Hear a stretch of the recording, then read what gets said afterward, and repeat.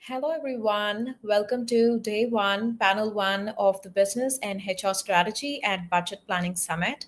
I'm Sneha, head of events at Hacking HR, and I'm very excited to kick things off with you all today. I've always been someone who gets deeply curious about how we plan, not just dream, but really plan for the future that really works better. And when it comes to the budget planning in HR, that's one of those things. I think everyone from interns to executives, from CPOs to CHROs, everyone should understand better. And just rewinding back to a quick story, the days when HR used to be seen as a department of no budget, no data, no seat at the table, but things have gradually shifted in 2025, and HR is now at the center of business strategy, driving it, not just about supporting it.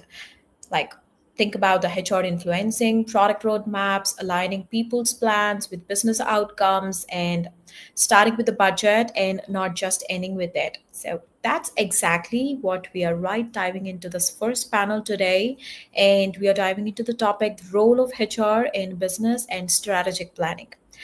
To kick us off, I'd love for everyone here in the summit, in the panel, to just add one word that comes to your mind when you think of strategic HR into the chat. And please drop it down, and we will scroll through it and see how's the energy in the room. And now it's time to meet the awesome panelists joining us today. I would love for each of you to please introduce yourselves by sharing who you are, what you do, and what's that one shift you think HR leaders must make today to stay relevant in business strategy. And I would love to go in the clockwise, and I see Prapcha at the top. Let's start with you.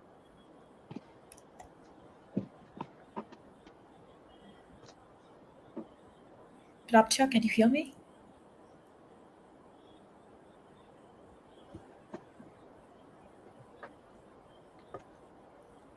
Okay, while she could adjust with the things, yeah, I have next Alessandra. Hi, good morning. Can you hear me? Yes, Okay, perfect. wonderful. Yes. Hi, everyone. My name is Alessandra. I lead human resources and general business operations at a small mortgage lender in South Florida in the US. I've been in HR for about 10 years now, really helping businesses grow, usually from no HR team to, a company of 300 in one circumstance. So very familiar with kind of building from the ground up. And so to answer your question, one shift I see HR having is really being having a seat at the table, at the leadership table, and transitioning from, especially with AI, from a role that's administrative or support, and leaving that behind to be a strong voice at the leadership table. So that's, I think, where we're headed. Thank you so much. Lovely having you on the panel today. Thank you for joining. And let's jump into Emmanuel.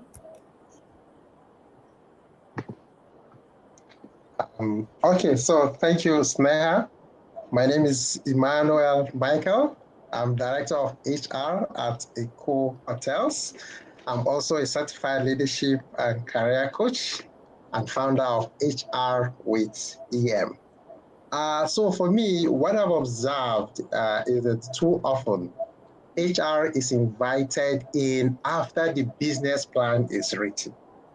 But the real impact happens when HR helps to design the plan from the start. So my take is that for any business to succeed, there is need to have HR from the start, not coming in at the end when things have been concluded in order to get their view. So HR people should seek out opportunities to be in there from the beginning. So you begin to define, and in every conversation, you are able to analyze what are the people implications, for the business.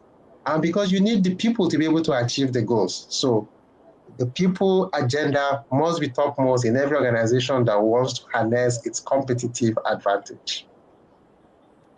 Thank you so much, Emmanuel. Thank you. That was amazing. And here we have Shivendra. And just so we could ask, could we address you as Shiv for the rest of the panel to keep things? Yes, yes. Generally, people refer me by that. That's a lot easier. Feel free. Yeah.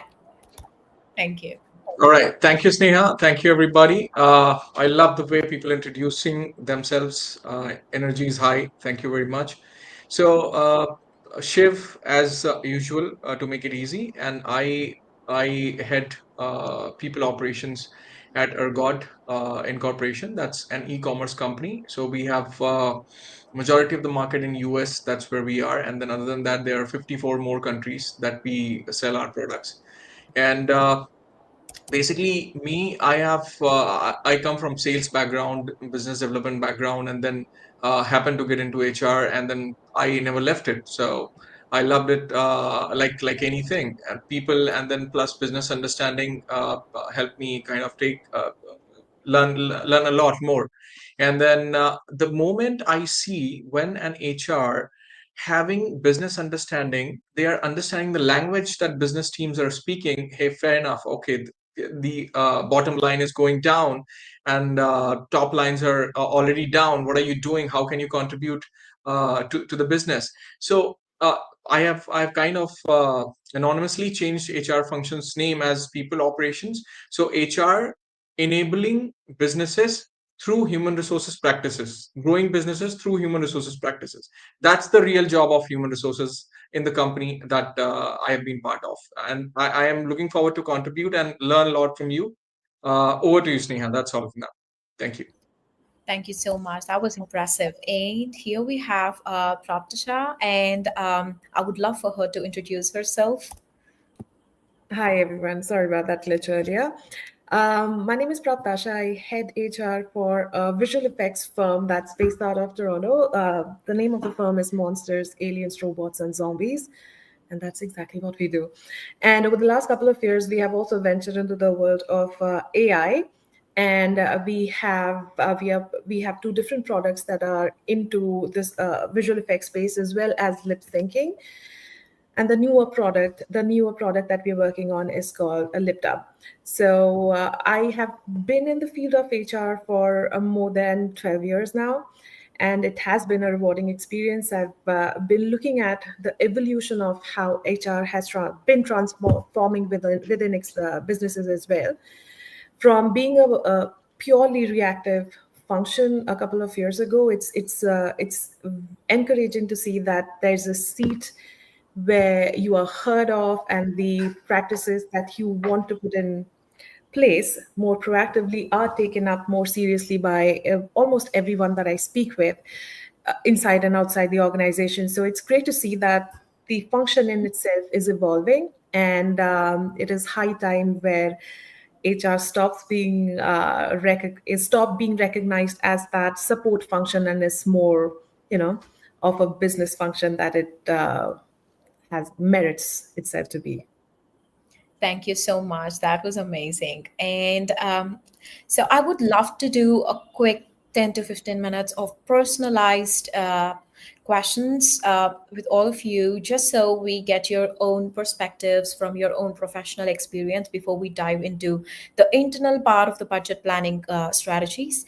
And I would love to start with Alessandra. So here is the first one for you. How do you integrate HR strategy with the overall business strategy, especially when navigating multiple stakeholders and rapid change?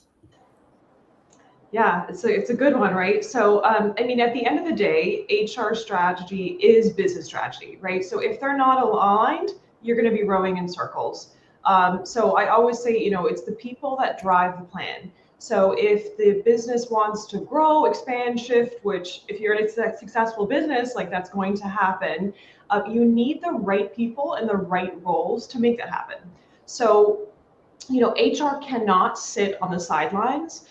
We are the engine that fuels that strategy. And Shiv, you even mentioned that before, right? That you need the two. So otherwise, you're going to feel like you're swimming upstream, and you're not going to be aligning what the business is looking to do with where you're actually going. So to do that well, you need to understand what the leadership vision is, where they're headed, and it's not just this month or this quarter, but it's in 1 year, 3 years, 5 years down the road. And one of the first things when I start a role is to understand what's the company's vision. And if they don't have one, you help define it. You need that North Star and you need that clarity in what you're trying to achieve in order to even have a shot at achieving it, right? So that's really how you're going to link HR goals to the company's direction and avoid working in silos or paddling in opposite directions. Another way to do this is to really show up as a thought partner, right? So ask questions, insert yourself, and I don't mean barge in the room in a meeting you're not invited to, but see how you can really inject yourself in those conversations. And if something doesn't add up, push back. You're not a yes man, and you're also not there to argue, but you're there to shape the plan with leadership alongside leadership. Right. And then I would say a final point on this, if anybody is a reality TV fan, show the receipts, show me the receipts, like tie HR work to the results, use data to prove impact, right? So, okay, leadership, we decided to do this, and as a result, Y happened, and here's the data to back that up. And that could be for better or for worse, right? And it could show that this resulted in faster hiring or better retention or the opposite. And here's the kind of skills that we need to build that and fuel that growth. So it's going to also just help your credibility and show a real cause and effect of the efforts of the HR business strategy as it ties to that business strategy, and help the company and the leadership make better decisions that ultimately impact the culture, impact the bottom line. That's amazing. Couldn't agree more. And if anyone have something to add on to that, I would let you, or we will jump on to the next. Okay, I would shift to Shiv. So, as a person who is a CPO, how are you leveraging people insights and analytics to influence enterprise decisions and resource allocation? Sure. So sales number is something that I started my career with, and now it's been almost 11 years in human resources. So things been quite enriching and learning. I remember when we were in sales, we were totally focusing on numbers. Okay, fair enough. This is the number that we have to achieve. These are the numbers that's already there. Fair enough. There's a shortfall. Let's find out what we need to do. And now analytics in human resources actually works like GPS for the CEOs or CXOs, non-HR people. That analytics and reports, dashboards show them where your company is. And when if this GPS is not right, it's just like driving with the incorrect data on Google Map and just landing somewhere you never ever dreamed of to be, right? So the reports when we started dashboard. Of course, we had our own teething issue in terms of incorrect data and data inefficiency and all that over the period of time. As of today, though it might sound many number of dashboards or reports, we have around 55 plus reports running every month. And what I've done is, we used to forget, let's say somebody forgets sending this particular report on certain day. What we did, that we started publishing weekly calendars for our own selves. Fair enough, these are 55 reports, this is the schedule that needs to be sent on this particular day. Is it done or not? If it is not done, why it is not done? If it is done, perfect, check off, move on. And that is how things were aligned, specifically first to put data in place, visible to everyone, to look at it and take action. Now, how did it help? Number one, in terms of attrition, when we attrition is something that's real. We can't just avoid it. So when we started getting into the data and we identified, okay, this is the cluster where we are facing maximum number of attrition, we got into it. We identified the actionables over there. What is the scope of improvement that we can do? Train people. We started building skill passports. So a skill passport is nothing but there's a tool wherein everybody has to input their skills that they think they're stronger at, and the manager have to vet it. Fair enough, you are 4 out of 5 on this one skill, and wherever, and all these skills are required for that particular role. If they're good at it, fair enough. If they're not good at it, then we go ahead and train them. So that was one part wherein analytics helped us. And the another part was about NPS survey. When we do it, then we actually put it across the attrition, and we realized, okay, these are the specific feedbacks that we are getting. And of course, with the AI, it has become a lot easier. It was never easy to analyze the data and understand the actionables, specifically what to do, how to do. The only thing that we have to do is execute. Of course, 90% is something that you can rely on AI, but 10% is something you have to do on your own, because eventually it's a word predictor that AI is all about. And that's when we understood about it. The another point that I want to talk about, sales incentives. So we have sales function as well, like every other company. So sales function was, something was missing, in particular area of sales, something was really missing. And we revised our complete incentive structure based on which parts. For example, let's say if this outcome will be their desired outcome after accomplishing these many tasks. So we put incentive on the tasks. You complete these many tasks and you get rewarded on basis of that. And we fortunately we saw 15% jump in the sales in that area. Not only sales, we had also rewarded people on the bottom line as well. And that's when they started focusing, okay, fair enough, let's not spend more, make sure that our particular brand is getting more profitable too. So that these are some of the examples that I wanted to share with you, which I and my team experimented, and still the journey continues, and I'm sure we have a lot to learn. Scope is there. Thank you, Shiv. That's amazing. And yeah, I think our audience are taking up good notes to just grab that little tricks and tips and also insights from our amazing speakers today. So that's really helpful. And here we have Emmanuel.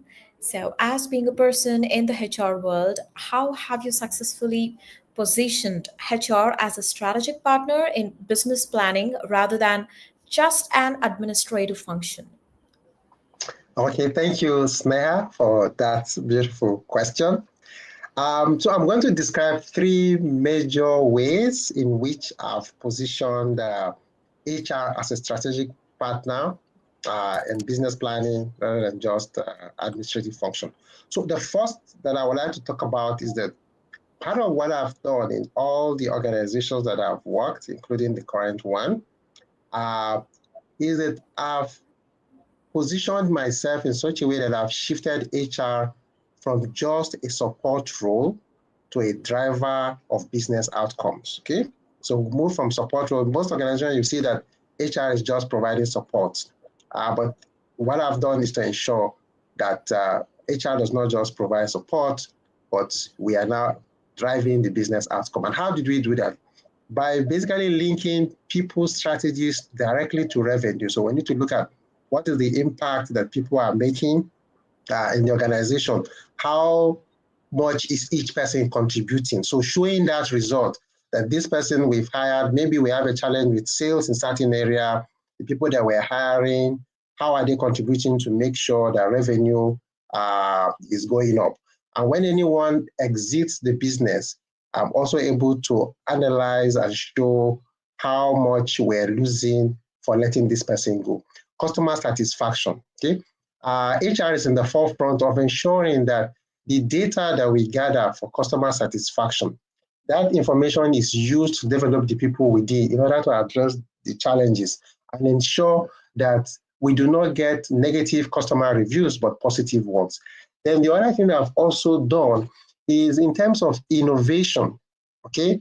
When there is need for us to, when we have a particular challenge within the organization, we don't just go looking outside for consultants to come and help us solve the problem. But in-house, we try to share the challenge and allow people within the organization to suggest. I remember one of the hotels where I worked, we wanted to name the restaurant, and we had to try a competition within, okay? And then people began to suggest names. At the end of the day, we selected a particular name, and that was what was used. The service that was to be made in that particular, the menu, we got information from the people, contribution from people within the organization. The other thing I've also done is to introduce workforce analytics, okay? You notice that sometimes decisions are being made. In order to make decisions, you're looking for data.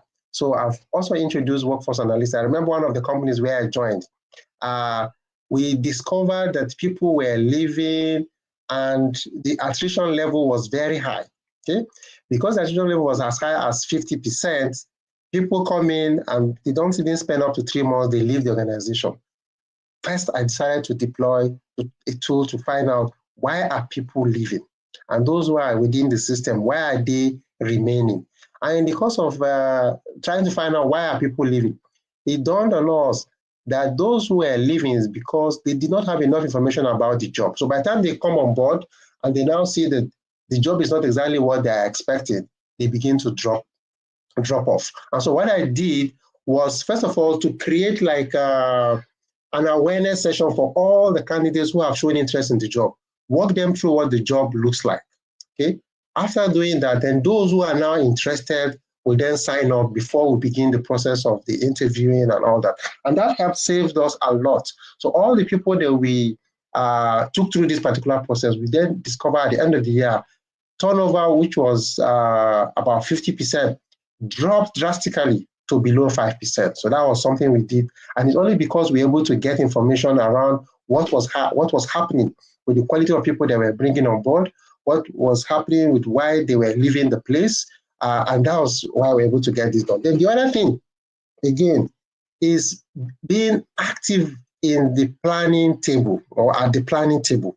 So I've tried as much as possible in every organization that I work to be part of the business meeting.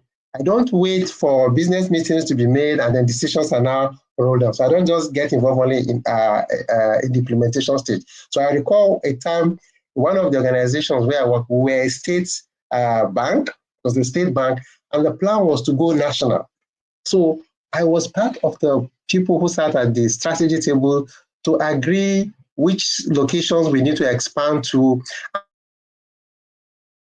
And in the course of deciding where we want to go to, there are people implications. And that was where issue about the structure, the org structure of the organization, how the workflow is going to be, because this is the first time we're going out of just one location. The business has been in one location for close to 7 years, and now trying to expand. Part of the contribution at that meeting was to design and agree what sort of strategy, what sort of operating model would we even run, okay?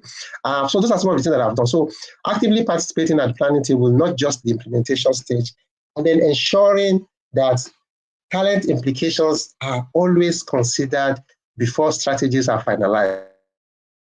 Because some organizations notice the strategy will be finalized and then HR is just given a document to implement. And in the course of implementing, we then discover that there are challenges and problems. And then we now have to go back to rethink the strategy. So to avoid such a situation at the forefront, for every business meeting, I'm present. So those are some of the things that I've done, making sure that HR is seen as a business partner, a strategic business partner, and not just an administrative function. The other thing I think I would like to add is helping to build the line managers, okay? Build the capacity of line managers to know that they are responsible for managing their people and not just moving everything to HR. Because I remember some of the organizations where I've worked before, when there is a people issue, a performance issue, productivity issue with an employee, the line manager will want to shift everything to the HR. So what I've done is to carry the line manager along, keep them and let them know that they are responsible for managing their people, because I cannot be administering discipline on the person who is working with you, because I don't really know how their performance or productivity are. What exactly is their productivity? You are the one managing them, so you should be able to know how to ensure that you get the best out of them. So my role is to provide capacity building for the line managers who will then be able to get the best out of their people. Thank you very much. Thank you, Emmanuel. Thank you so much. That's amazing. And yes, I would jump on to the next question with Praptasha. And yeah, here we go. As a person who has been well experienced in the HR space, being a CHRO, how do you ensure HR is directly tied into high-level conversations on growth, transformation, and long-term competitiveness? That's a really interesting question. Thanks for that, Sneha. I mean, I could go on and on this topic forever, but I would like to keep it short.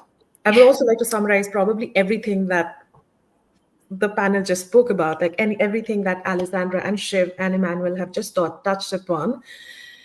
The way in which I am trying to ensure that we have that advantage in terms of having that seat on the table for any strategic plan that the company is taking is by ensuring that things are falling in place where they should. Like, for example, I'll just pick up on what Shiv had mentioned earlier. The fact that right now, if you're looking at the scenario in the entire world right now, there are two things that are often spoken about in each and every field, not just HR, which is data and AI.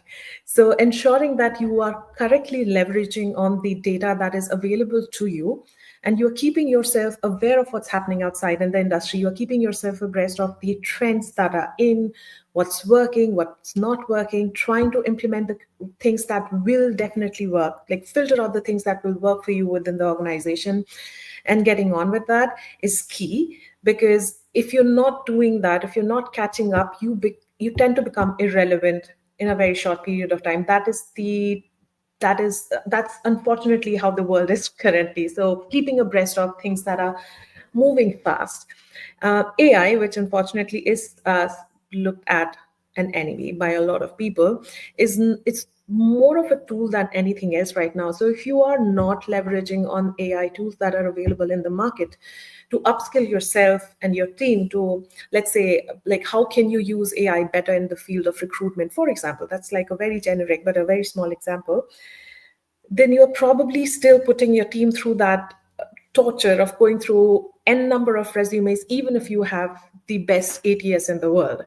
So if you're unable to use the tools that are available to you, then you are doing yourself a disservice. So ensuring that you are using the right kind of tools, you're using the right kind of analytics, the right data is in place, it's key.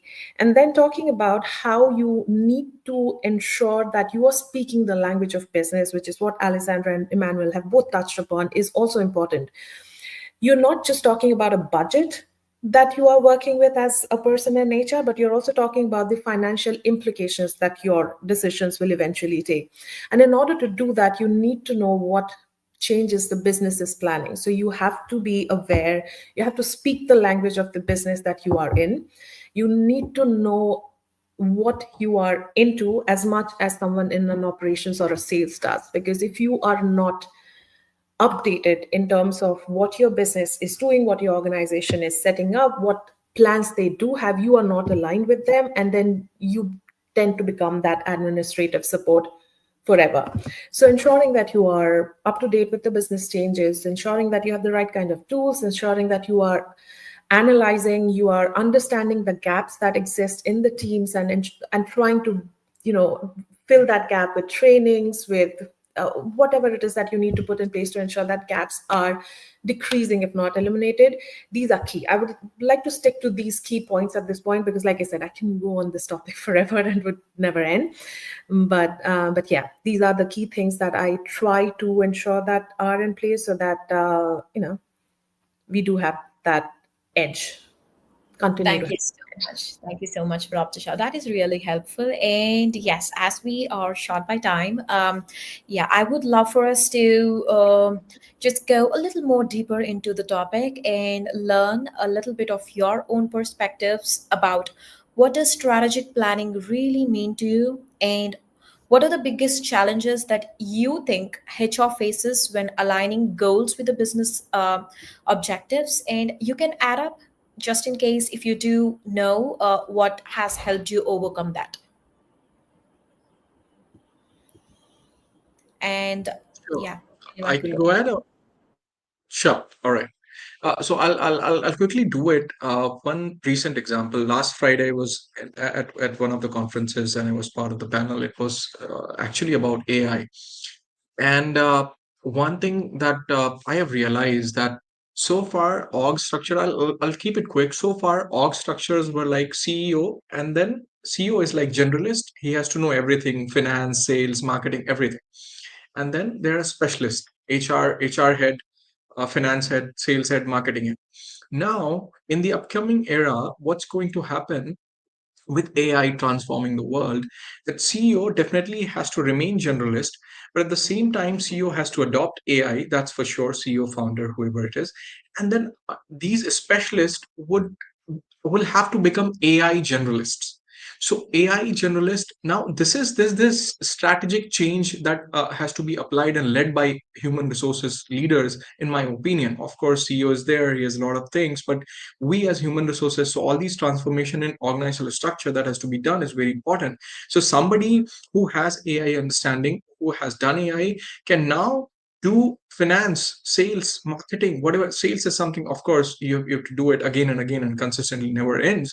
But finance, marketing, all these things, you can do it. Just one person can do all these things. So CEO, founder, generalist with AI, and then AI generalist under them, and then there would be these AI agents.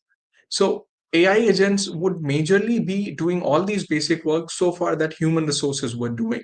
So this one strategic objective and observation that we as HR can only do when we are staying updated with what's the trend that's going on in the market, how some businesses are going to completely become obsolete and completely new businesses are going to rise and shine that we never thought of. This is something that we got to be staying ready with, and we have to strategically align human resources activities to the business growth and future. This is what I had to add. Thank you. Thank you so much.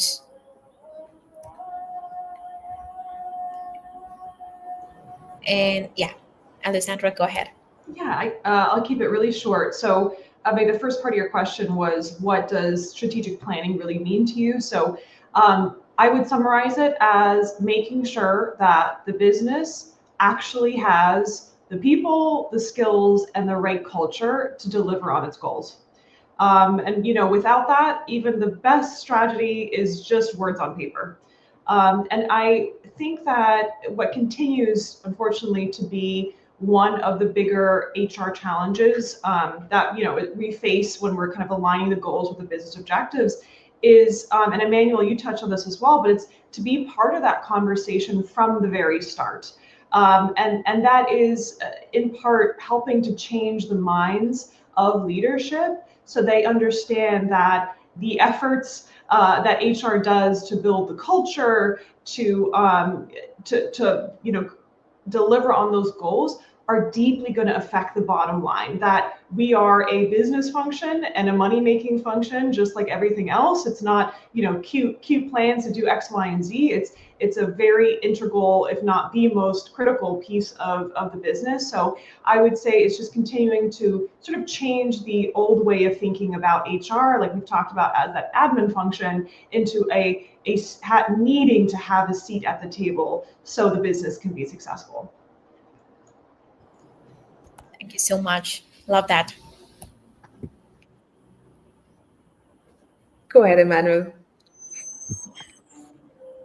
Okay, since we are running out of time, so I just wanted to talk about what I want to talk about basically what specific role HR should play in shaping and executing business strategy plans. Okay, and I'm going to be very quick about it. One is that HR should become the talent architect, and by talent architect, I mean that HR must ensure that the right people with the right skills are in the right roles to execute a strategy. Two, the next role that HR should play is to become the culture custodian. By culture custodian, I mean that HR should build a culture that reinforces business objectivity, business objectives. For example, agility, innovation, and service excellence. HR should be the change partner in the organization. And by change partner, HR should lead smooth transitions during restructuring, digital transformation, or growth phases. And finally, HR should also be that strategic bridge, okay? HR should connect leadership visions with employee execution through communication, training, and performance systems. And then looking ahead, one shift that HR leaders must make today to remain relevant and impactful in driving business strategy over the next decade is that HR needs to move from reactive HR to predictive HR by leveraging data and foresight to anticipate workforce needs. They should shift from focusing on policies and compliance to becoming business influencers and advisors, and then invest in future skills. We've talked about AI literacy, emotional intelligence, change leadership. So my key message to HR people is that the HR leader of tomorrow is not just managing people, but shaping the future of work alongside the CEO. HR is no longer the back office. We are the architects of business success. When strategy meets people, execution becomes inevitable. So that's my message to everyone on this call. That's amazing, Emmanuel. I mean, I will keep it short again. In terms of, I'll also try to cover something that's not been touched upon so far. In terms of what I feel like a strategic planning would really sum up to, is for the whole organization to be aware of what is happening outside their organization, to be ready to actively learn, relearn, unlearn, and continue that cycle again and again to ensure that you are at the top of what you are. Because the moment you start being complacent at what you are doing, and you can take that from the organization level right down to an employee. If the moment you start being complacent at what you're doing, you start stagnating, you start becoming irrelevant to anyone that is in touch with you. So be prepared to go through that incessant cycle of learning what's happening, unlearning what you have already learned, and learn what is new so that you make sense to everyone. And how to ensure that this is not failing is by communication. And I'm not talking about like blasting out emails to the whole company about what strategies you're taking up, but communicate it proactively, communicate it to the right people.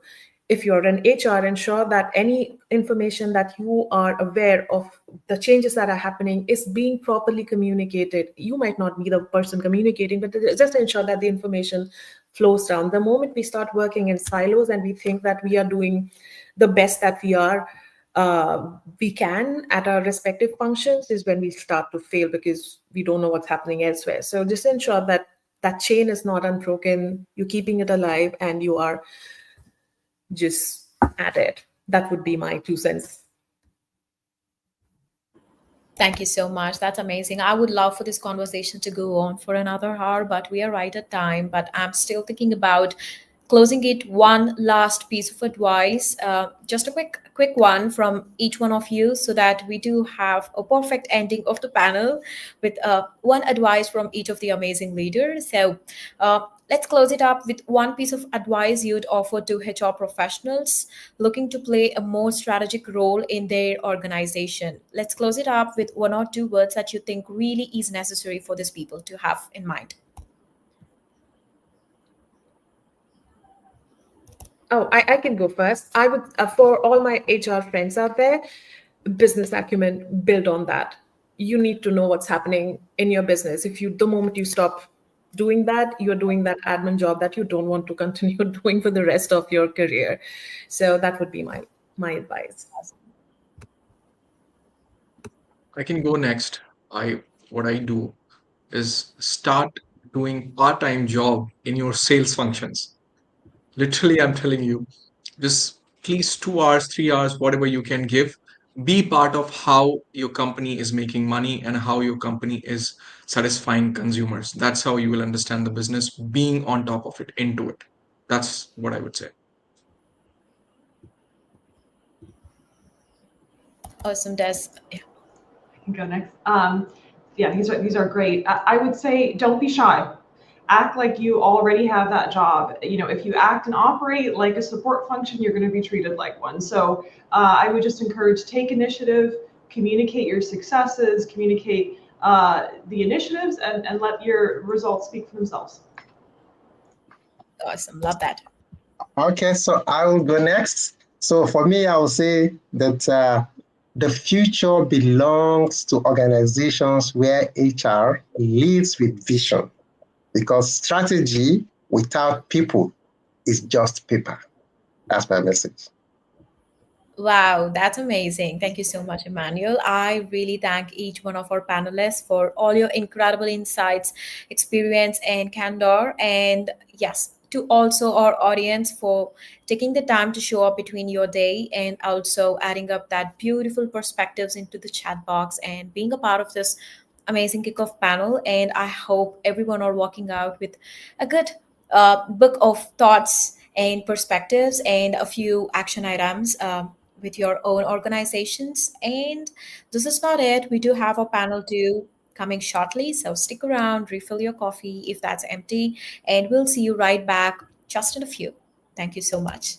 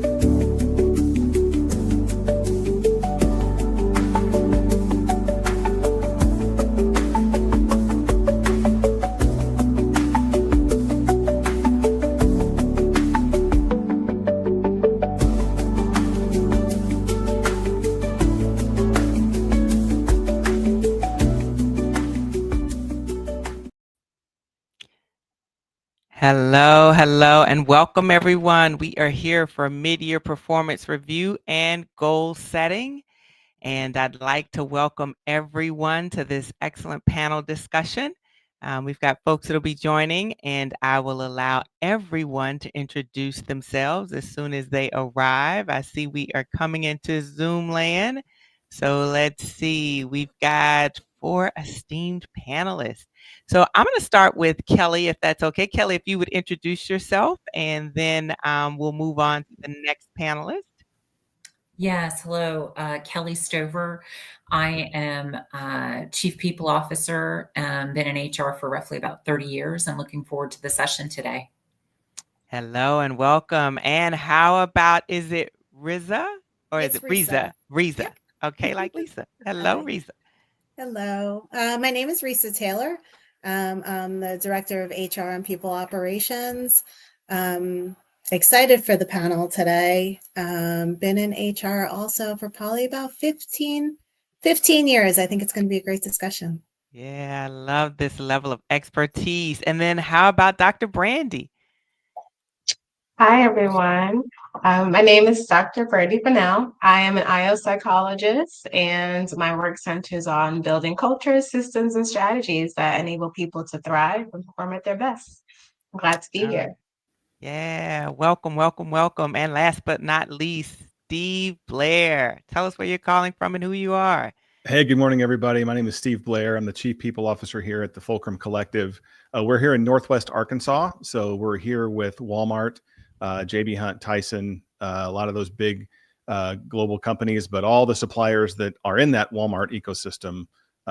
It's just a wonderful talent marketplace here. And so I'm excited to be on the panel. I spent the first 2/3 of my career on the sales side, selling products to Walmart and Sam's Club and Target and other retailers. And then about 15 years ago, I had the courage to step across the aisle and bring HR to the table in the organizations where I have been, because they hadn't been at the table before. And so that's why I'm here, and that's why I love doing what I do. Yeah, I love that. Thank you, thank you, thank you so much. So we'll start out with just digging into the questions because we have a limited amount of time and so much experience. I'm sure each of you has a vast amount of stories to tell. So we're talking about mid-year performance reviews and goal setting, right? So the first question I have is, how can mid-year performance reviews be used to not only evaluate progress, but to re-engage employees and strengthen alignment with evolving business priorities? And this is, of course, budget and strategic planning season. So thinking about that question, maybe we could start out with, I don't know, how about Risa? So mid-year performance reviews, especially when, like we said, we're talking about alignment with evolving business priorities. I think it's an opportunity for us to realign, re-engage, and reinvigorate our employees, especially as sometimes business goals change from 6 months prior. It really gives us an opportunity to kind of dig in and have those conversations with our employees. So not necessarily a check the box, right? We're going to sit down, we're really going to talk to them, and we're going to make sure that they're aligned with our vision for where we're going for the next part of the year. Yeah, I love that. You said goals change in 6 months, and in the world that we live in now, goals can change within 90 days. Yes. So just as a follow-up question to that, and feel free if anyone else wants to answer that, but just as a follow-up, how do you deal with employees who say, look, we just changed like a month ago, and now you want these new goals? What exactly do you get them to focus on, and how do you really get them to sort of shift in this era of there being so much complexity? And I'd love to hear from everyone. So maybe Riza as a follow-up, and then maybe Dr. Brandy, Steve, and Kelly, if you could respond to that. I think that's a great question. I think change is something that we're all dealing with on a daily basis. And those transparent conversations with our employees, you're going to face resilience if we don't explain to them the why. So if we can really dig in a little bit and explain to them what the goal is. So we are changing our goals, but it's based on the environment that we're operating in. And this is going to help support us for success. So I think that transparency, explaining that why and helping lead them through the change will help them. They might not be thrilled, but at least to be able to understand and at least give it a try. Love that. Dr. Brandy, what about you? Yeah, thanks. It's a good question. And I kind of echo that sentiment. I think when employees are upset about new goals and change in general, I view it less as resistance and just more as data, right? It tells us something that important is missing, whether it's clarity, context, or even trust. And so in those moments, I don't try to push the change harder, slow down, start to, understand the why.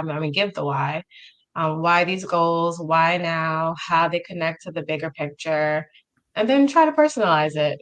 What does it mean for them, their growth, their role in their future and the organization's success, and just make that space for dialogue. People want to be heard. So when they feel like they have a voice in shaping the path forward, even if the goals themselves don't change, then the level of ownership and commitment does. So, love that. Steve, anything to add to that? Yeah, I love Dr. Brandy. She mentioned the word connect. I think if the organization has a compelling vision and everybody's bought into it, then hopefully a change in goals would be in service to that vision that has marketplace has required that vision. In order to stay on that vision, you've got to change your path, change your goals. If everybody's aligned to what you're trying to do and they're connected, their job, their desk is connected to the vision you've cast, then a change hopefully is understood as necessary to stay on that vision. And if it's not, then you either have the wrong vision or you have the wrong goals, and hopefully not both. But there's that disconnect there. And I think if you can connect it back to, hey, remember why we're here, remember what we set out to do this year, this change is necessary to stay on that path. Hopefully that's the reason for the change. Yeah, thank you. Thank you, Steve. What about you, Kelly? Yes, I think everybody said it so well, but I agree. I think it's truly about how you work through the change. And if you don't help them understand the why behind the change, which everyone I think has offered, if you don't take that time to help them understand, I think that's where you run into an issue. You have to have that trust built, and you have to be truly transparent with your team about why you are changing. I think the other thing that I always try to offer for folks is that part of their assessment or part of how they work through change is in effect part of that review as well, right? It's as a leader, how do you work through change? How do you help others, whether they're your directs or whether they're your peers? How do you help absorb the change and assist them? And so I think when people understand that and you have that conversation with them, I think they're more apt to buy in and move forward with the change in the goals or in how we're assessing them. Yeah, I love that. It's a follow-up. If there were one simple step that managers could take to make mid-year reviews more effective. I know we heard about clarity with the why. I know we also heard about the data, looking at the data. Is there anything else, a simple step that you would offer folks that could help to make mid-year reviews more effective, Kelly?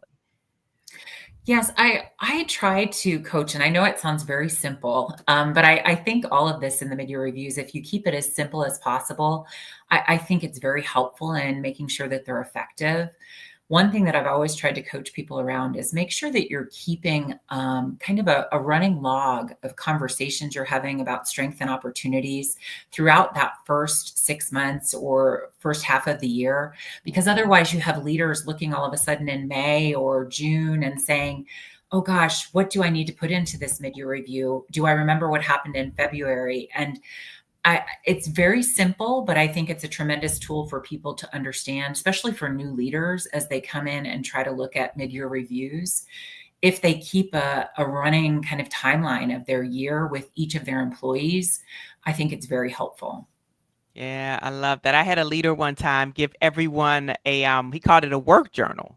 And, oftentimes when you go to conferences or you go to different things, even growing up, some people had a diary. And he suggested that that be our work journal and that we just document things throughout, even if it's how you're feeling for the day or what successes you have or what challenges you have, and that we go back and review that. So really, really love that. Really, really love that. I am curious, what are some ways that have been successful in ensuring consistency or collaboration, right? Because we're talking about one team versus another team across a wide range of leaders who might not all assess performance with the same intensity or thoroughness through the exact same lens. Steve, any insight on that? I know you're talking about different organizations that you've supported. Yeah. Have any insight on that? Yeah, and I will admit that most of my recent passionate experience is in smaller organizations. So what I'm about to recommend is easier, I think, to pull off. But every year, at least once a year, I always take the people leaders of the organization. So anyone that has a direct report, ideally offsite, and we do a calibration session where I'll start off by talking about how and why we think about performance and assessment of performance. And then we have a discussion about the people in the organization. And sometimes we spend 30 seconds on a person. Sometimes we spend 5-10 minutes. But it really is designed for other leaders to hear other leaders describing what a role model looks and sounds like, and what missing expectations looks and sounds like. So there's calibration across the organization. Admittedly, that's really hard to do in a large organization, is to get all the people leaders offsite. I've gravitated towards sizes of organizations where I can do that. Yeah, I love what you said, but I'm curious. I want to double click on that. Some people get 30 seconds. Some people get not 30 minutes, but they get 2 minutes. Tell me the difference in that. And is there an expectation? Is it that, we're only going to spend this amount of time on certain people, other people get more? Say a little bit more about that. No, that's a great question. And as the words were coming out of my mouth, I thought, oh boy, I better explain what I mean by that. Because what we're not doing is favoriting or shortchanging people. If a manager is fully bought into the process, and I know that they're bought into the process, and I know that they've had their biweekly one-on-ones, they've had their mid-year touch point, they've had their end-of-year touch point. If I know all of those things are true, and they've kept me and the rest of the leadership team up to speed on what this person is and isn't accomplishing, then there probably isn't a need to dive too deep, because there's not disconnect. There's very clear alignment to the rubric that we use. There's very clear alignment to the process for how we assess performance. So it's not that we're shortchanging people. It's that in that scenario, that manager has done such a good job of leading that person and keeping leadership informed that we don't need to spend a lot of time. Yeah, love that. Love that. I'm going to double click on that for anyone who wants to add to this. If you were giving suggestions to employees such that your manager would only go in and give 2 minutes of time for you, what's one thing you would suggest that employees do so that their managers are only getting 2 minutes airtime because leadership has been informed about the things that they're doing? Any insights or suggestions anyone have?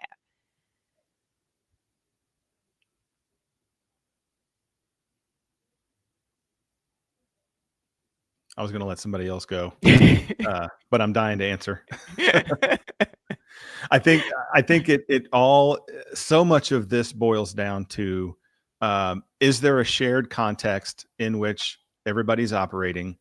And if there is, there's probably a shared vocabulary that the company has adopted to describe performance that looks like top performer or role model. There's language to describe what happens when someone's not meeting expectations. So if there is that shared context, then that manager can come into that meeting knowing exactly how to describe that person's progress versus their objectives, that person's developmental potential in the future, 18 months, 24 months out. It's the importance of that shared vocabulary and shared dialogue that keeps those sessions hopefully to only a few minutes per person. Yeah, thank you for that. I'm like feverishly over here taking notes on this because I don't know that I've ever heard it expressed that way. So thank you for sharing that. Anyone else? Because I saw you were off. If not, I've got a bag full of questions, so I got a ton more that I can ask. Anyone else want to add anything? If not, we will move on. Nope. All right. Thanks, Steve. I am curious, how do you use mid-year reviews to keep employees connected to culture and values? And Dr. Brandy, maybe if you want to share a little bit about your thoughts on that. Let me come off mute. I think that's an excellent question. I think it starts from the very beginning, right? Employees should always know, why do we even assess performance? Because there are a lot of organizations that are moving away from that. So once you explain that culture is really like a touch point, like performance is a touch point in culture in general, I think it sends a signal about what you value as an organization. If reviews are only about metrics and ratings, then the culture becomes transactional, right? But if you include it in everything that you do in employee life cycle, so recognition, the different, you mentioned having that kind of like diary that you have. I think managers should always be taking notes, and employees too, about everything that happens during the course of the career and your workday and your one-on-ones, right? Keep track of that dialogue and always have that forward-looking growth. Then the culture becomes one of development and trust.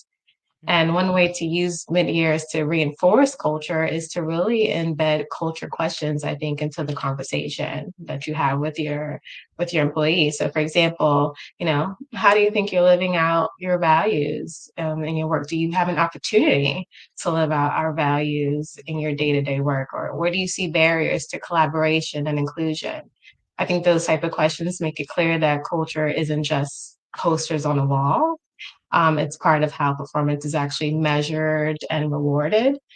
And I would say another step is using that data from mid-years to take the pulse of the culture. A lot of times we wait for engagement surveys to do that.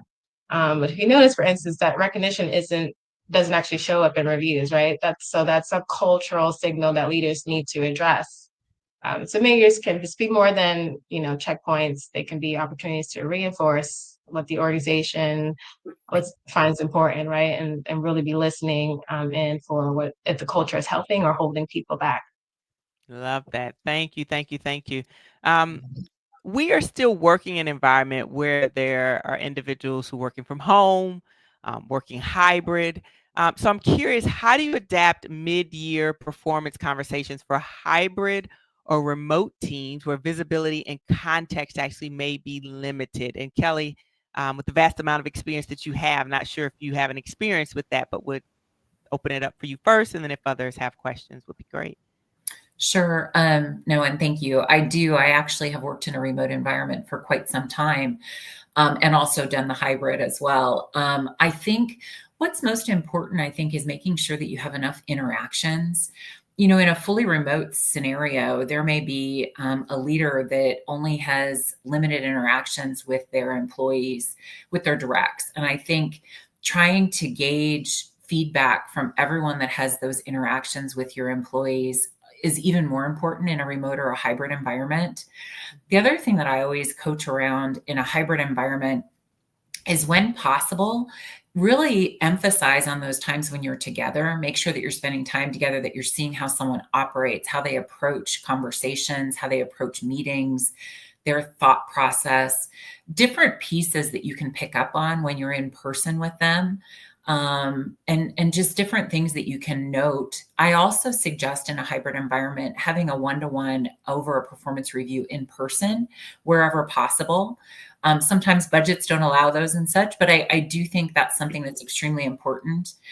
And then for those that are fully remote, I do think it's important that you make sure that people are focused in on that conversation and really trying to have good dialogue versus having someone that's multitasking and doing different things while they're having the conversation. Otherwise, the richness and the value from that conversation can be very limited and missed completely. Yeah, I love that. My background is in sales early in my career. And I always said when we went to this remote workspace, there should be a book. I should probably trademark this. Lessons from a sales leader. Because as a sales leader, you really have to be able to have a cohesive team working together, even though it's somewhat different than other teams. Mid-year reviews oftentimes for sales leaders are often held in person. You might not see that person, but twice a year, but you get that opportunity to be able to do that. And there's so many individuals who've worked in that space before and could really give some good insights to folks. Any follow-ups to that before we move on to the next question? All right, Reese, I got one for you.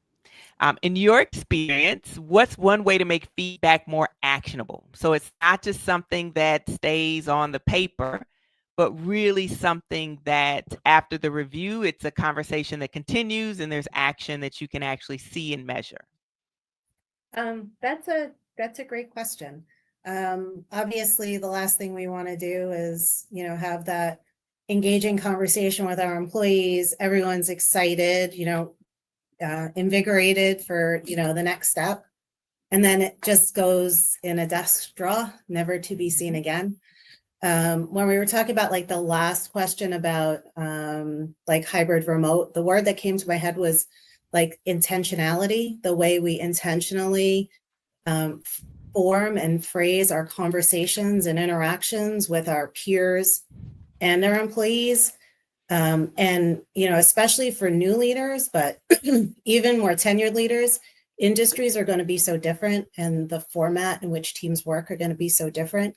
Making sure, and you said it, those ongoing conversations and tying back to the goals that have been created, whatever the feedback was, whether it was constructive feedback for improvement, areas and opportunities, and maybe some challenges, but how are we measuring and encouraging those employees to continue to move forward and overcome those challenges or get to the next step? But if we just stick it in a drawer and we put it away, that's never going to help that person, get past, move forward, obtain the goals, and be successful.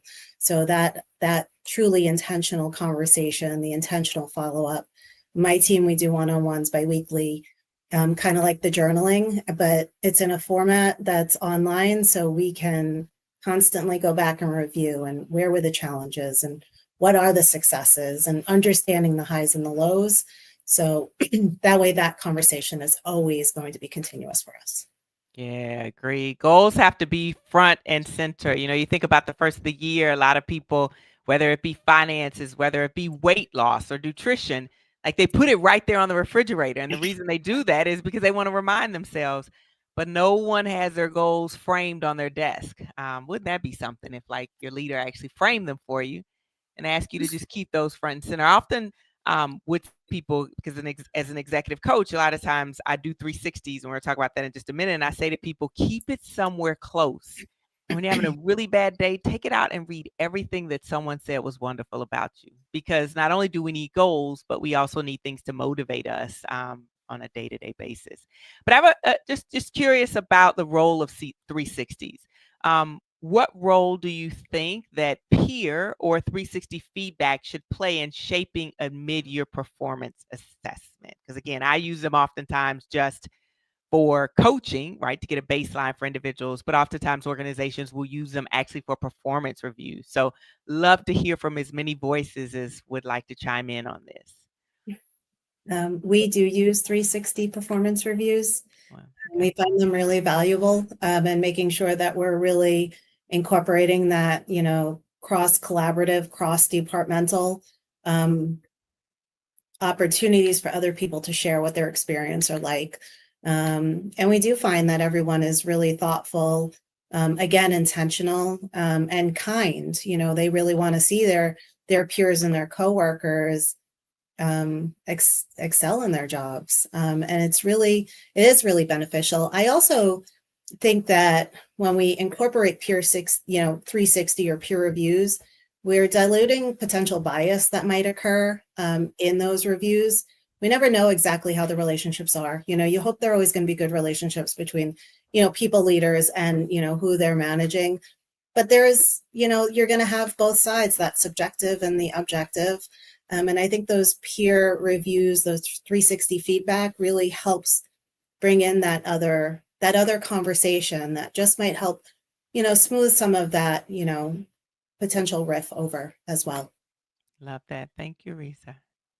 Who else? Anyone else?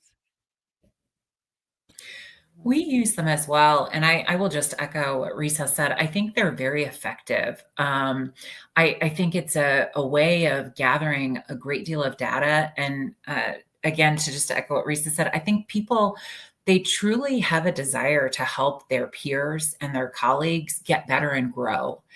And I think if you have that type of an environment or a culture within your organization, the 360s can be very powerful because they give people an idea of where they're at. It also gives some really positive feedback for those that need to hear that about what they're doing and what people are enjoying or liking what they're doing and how they're interfacing. And it allows them to grow and continue growing throughout the course of the year. So I personally I think they're a great tool. And I think if they're used in the right way, they can be very powerful. Yeah, love that. Yeah, I would agree with what both our esteemed panelists have said. I think 360s are the most powerful tool we actually have to make performance reviews more balanced, right? Managers often only see one side of employees' work, but your peers, your cross-functional partners, and even your direct reports highlight different things when it comes to collaboration and influence and even certain leadership behaviors that aren't always visible from the top. And also sometimes people won't even show to those that are at the top, right? I think the interesting thing though is how you use 360s differently at mid-year versus end-year, right? Majority of my career I've seen them used at end-year and not so much during mid-year. But I think at mid-year, the specific value that comes from 360 feedback is developmental. It's really that chance to do a pulse check, like what's working well, what are the blind spots, how is this person showing up to others, with the point being not to finalize a score or a rating, but just to provide data, that helps employees make adjustments in real time, right? And so it should really be used as a growth tool and to help facilitate conversation and check-ins and just like consistent updates, right? But when it's used at end year, then it feels a little bit more evaluative, right? And if that feedback is a little bit more synthesized alongside business outcomes to kind of inform a performance rating or promotion or even a compensation decision. So I think, using it mid-year makes it lighter, faster, more forward-looking, and almost like an early warning system that kind of helps people course correct. Yeah, I love that. Love that. And it also, one of the things that you talked about, and I'm looking at the chat, there's a lot of things lighting up about the 360s, is timing of when it's completed and timing to complete it. Because I worked as a consultant within an organization, and I loved the idea of the 360 and people providing the feedback. But some of the folks that I would speak to, it was like another job for them because they had to do their performance review. And then for those who had teams, and they had to do their teams, and then they had to give feedback from others. So parsing that out and really trying to make it as easy as possible for individuals, I think is really, really, really, really important. And I did see where a couple of folks said it eliminates a lot of the bias, which I think is so very important. The other thing that I also want to think about is it helps individuals learn how to give feedback, because I can tell you the number of leaders that they get a team and they're like, I've never done a performance review. And I'm like, no, performance review, because they've never really had to give feedback before. And there's a skill set to that, if you get people on that process earlier, it helps them to develop that skill set to be even better at that. Anything else folks want to add before we go to the next question? And this will be our final sort of open question. Then I have one for everyone. One of the things that, let me pause for a minute. Anything else? Okay. All right. Dr. Brandy said that, some people kind of think performance reviews are a thing of the past. They're dead, shouldn't continue. How can we make the case that they really still play a critical role in today's performance management environment? So if you were making the case, you were going to Congress, you were saying that every organization should have performance reviews. I don't care what anybody says. Tell me what you'd say and why you think that's the case. You want to start, Kelly? Sure. So why we need to keep them? Yeah. I love in front of Congress. I'm going to go. I think they're a critical touch point in my mind. I think if they're used in the right way, they're helping people understand and have. Although I try to simplify and say this process needs to be simplistic, I do think they provide the right vessel to have a conversation and take time to almost take a time out and say, here's what's going on. Here's what you're doing really well. Here are some things that you need to learn from and grow from. And I think if we don't have that, we run so fast in our day-to-day that we don't have as much growth as we would if we kept the performance evaluations active and kept moving forward with them. So my main point would be, I think we would lack growth and stay, kind of in a very stable environment if we didn't have the performance reviews. Yeah, thank you, Kelly. Anyone else? I'll go since I did mention that, and I often have to defend that to a lot of managers. I think from the business side, reviews are vital because they create visibility. They generate data. I don't know if you guys are identifying a trend in my answers, but they generate data that leaders can actually act on. Where are our high performers? Where are we seeing gaps? What capabilities do we need to build for the future workforce? That data feeds directly into workforce planning, succession planning, and even cultural priorities. Without it, decisions get made based on memory or bias, rather than actual evidence. And I think from an employee perspective, reviews are just as vital, but for a different reason. Employees want clarity. They want to know, am I on the right track? Do my goals matter to the organization? What's my path to grow here? So when you have a well-run review cycle, it gives them that line of sight and creates space for recognition, course correction, and then development. And mid-year reviews in particular are a chance to recalibrate, to draw out what's no longer strategic, double down on where the business needs are, and give employees confidence about where they should be focusing, right? And I think there's also a cultural dimension too, because reviews are one of the few organizational rituals that are, consistently signal what an organization values. So if you're talking about collaboration and inclusion or innovation in your values, but those things never show up in performance conversations, then culture won't stick, right? So yeah, that would be my response to Congress. Thank you. Anyone else? I would say it pretty simply. Everybody deserves to grow. Everybody deserves to be clear on what's expected of them. And everybody deserves to understand how they're performing versus those expectations. But also every manager is expected and required to lead. And so I think mid-year performance reviews are an intentional time for both managers and employees to stop and to pause and to have meaningful conversations. Unfortunately, some managers don't do that well in a casual, more informal one-on-one cadence. And so I like to use mid-year touch points as a intervention point mid-year to make sure that everyone deserves to understand how they grow, deserves to understand what's expected, and deserves to understand how they're doing. Yeah, I love that word. They deserve that, right? They've earned that. They come in. It's not just about a paycheck. It's not just about making the organization successful, but one of the rights of the employees. Rita, you gotta jump in. I know you're back on mute, but we gotta hear from you. I'm just gonna say, like, when you listen to everybody on the panel speak, what I love is the thought of the here and now, the today, and then the forward thinking. There are still, unfortunately, so many people that are stuck in the performance review of the look back instead of the look forward. And, I think for organizations that have decided to move away from performance reviews as this kind of consistent conversation, a lot of them might be coming from that school of thought as, well, I don't want to look back at what somebody did a year ago. And they shouldn't be, because that does not necessarily, if they haven't been having that conversation all along, then it can't be indicative of what the next year is going to bring. And we need to have those conversations today and continue to have them, which has just been beautifully reiterated by everybody on the panel. Love it, love it, love it.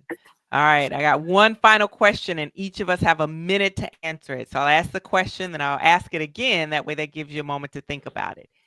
If you had to redesign mid-year reviews from scratch for 2025, what's the one element you would keep and the one you would throw away? There's a lot of chatter in the chat, so check that out, because I think folks have already given their thoughts about that. But I'll ask the question again. If you had to redesign mid-year reviews from scratch for this year, 2025, what's the one element you would keep and what's the one element you would throw away?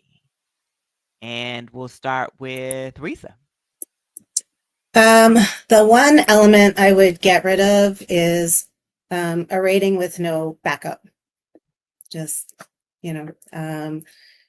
there's really two: the cumbersome, long, kind of drawn out reviews. That would be what I would get rid of. The one thing I would keep is definitely the goal setting continuous conversations. Okay. All right. Thank you. Kelly, ready? Yes, I am. Let me come off mute. So in a way, I think, Chris, I am agreeing in that what I would take away is I would take away the complexity and this bog down of having to have these, 10-part goals. And this, I think people sometimes they start overthinking the performance reviews and evaluation instead of keeping it sometimes a very fluid conversation about a couple of ideas or main thoughts. And that's what I try to coach around. The other thing I would say is what I would keep is, and I've said this, but documentation is critical. We have such movement in our world today where it's critical that we have a place, that we have some type of documentation of our one-to-ones, our performance reviews. So something within our HRIS system, something where people have a living document or a living kind of history of their performance. I think that's critical, and I would absolutely keep that moving forward. All right. Thank you. What about you, Steve? Yeah, I think I would keep the thread of organizational values in the discussion. So I would make sure that there's, whether it's part of the 360 or part of the person's individual assessment, what are examples of how you have led out each value or lived out each value. And ideally it comes from the direct report, but the manager needs to be prepared with stories of their own about when they've seen their direct report live out a value. And those are most impactful. So the thing I would keep is connection to values. And I'm going to cause some controversy here when I say what I'm going to get rid of. Okay. Get rid of the expectations that every goal has to be SMART. I know that that's heresy and in the world of goal setting, but I have found that SMART goals, the insistence on SMART paralyzes most of the organization, and their goals turn out to be trash because they're trying to fit into the mold of having a SMART goal. I've completely flipped that this year, and I created a shared context. Every person in the organization has at least 4 goals: a deliver goal, the thing that's their job, like what is it that you're expected to deliver. Every person has an accelerate goal. What is something you want to speed up or is already on the radar, but maybe it's scheduled for Q3, and if you could just do it in Q1, it would change everything. Third, everybody needs an innovate goal. What is the process that you're planning to innovate using technology, using AI? What is a way you can innovate something in your job? And then the last one is everybody has to have a grow goal. What is a skill? What is an experience that you'd like to attain or achieve or learn? And so what happens is at the end of the year, you don't have a bunch of people with nonsense goals that paralyze them and they didn't track, you have people all using the same 4 words, talking about their goals. There's common vocabulary and there's shared context. I'm So trying to make it. punt smart to the curb, and it looks like the messages are going to lighten me up here. I hope they're not too mean. I love that. I'm trying to make an acronym out of it. I don't know. It's the DEIG. Oh, I've tried. Trust me, I've tried. Oh, Deliver, I love accelerate, that. innovate, and grow. Yeah, it doesn't work. I love that, Steve. Thank you. Thank you. And Dr. Brandy, bring us home. Yeah, great question. I think if I had to just keep it short, it would be keep the conversation, lose the labels, right? So, absolutely keep the conversation itself that happens at mid-year. That's protected time for a manager and employee to step back, look at progress, talk about goals and growth. That's really invaluable. In busy organizations in particular, we really pause long enough to connect dots between individual purpose and business strategy. So I think the mid-year review is one of the few spaces that forces us to do that. What I would get rid of is the label, right? Labels and ratings and even thinking about it ahead of time tends to kind of shut down dialogue or even force the dialogue to go in a certain direction. And employees instead, need to focus on the, employees sometimes focus on the number or what might be coming. And then managers feel pressure to justify a score. So if you strip that away, take away that type of pressure and make the mid-year more about learning, recalibration, setting actionable next steps, then it becomes a culture building tool rather than a compliance exercise. And I think that shift alone would make mid-year reviews more human, more developmental, more impactful, more engaging, and just more fun, so.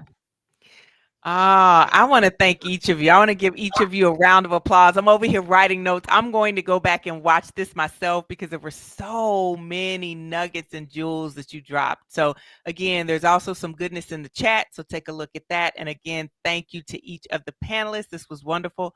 And I hope to see you again. Take care. Bye-bye.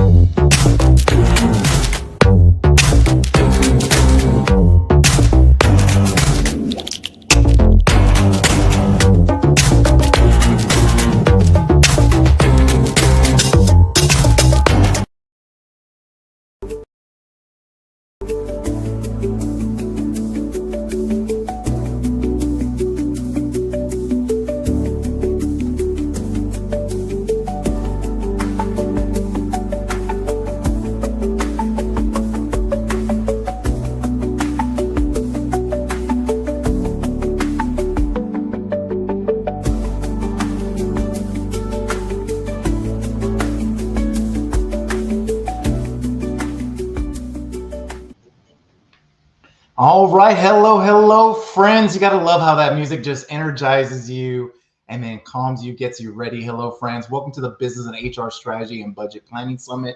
For those that are just joining, for those that have stuck with us, that last panel was fire with the mid-year performance reviews, and this is going to be fire as well. I'm a people and a culture executive with 2 decades of cross-industry experiences, data-driven designs, inclusive initiatives, talent development, even organizational development. I'm Dr. Frank Gonzalez, or just Frankie G, or Frank, whatever you want to call me. Just don't call me late for dinner, as they say. I have the honor of serving as your moderator today, and it's definitely not about me. It is about our panelists and listening on them.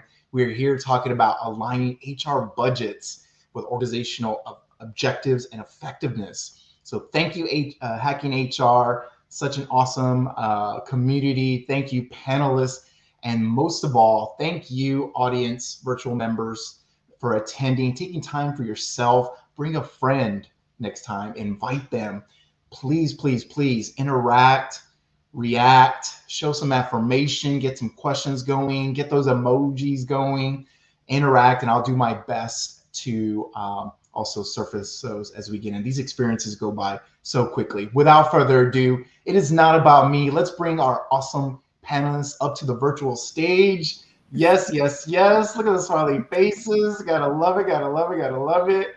Hello, hello, friends. All right, we got everybody coming on. I love it. Oh, yeah. All right. Well, again, these experiences go by so quickly. So as we think about this, I'm going to start off clockwise, kind of what's on my screen right here. So, Rajette, you are going first. Just want you to think about, obviously give us a little bit of an intro, important, why you said yes to this subject, why you said yes personally. Maybe it's personal and professional, kind of a balance of that. But as you think about that, what are the challenges that we're facing in securing those HR budgets, especially when sometimes those initiatives, we don't see that impact right away. We want to keep it front and center, whether it be wellness or other kinds of total rewards, for our people and our communities. And we want to foster care. We want it to have a great experience. And sometimes it's hard to make that business case. So love to kind of start with you, my friend, and we'll kind of go clockwise and build upon. Thank you, Frank. Thanks for having us today. I'm excited to be here. My name is Burgette White.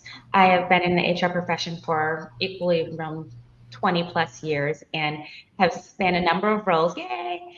Veteran, I guess you can call us now. I've spanned a number of roles, primarily as an HR partner, HR leader for larger organizations. And I would say one thing that I most learned around the HR budgeting process is closed mouths don't get fed.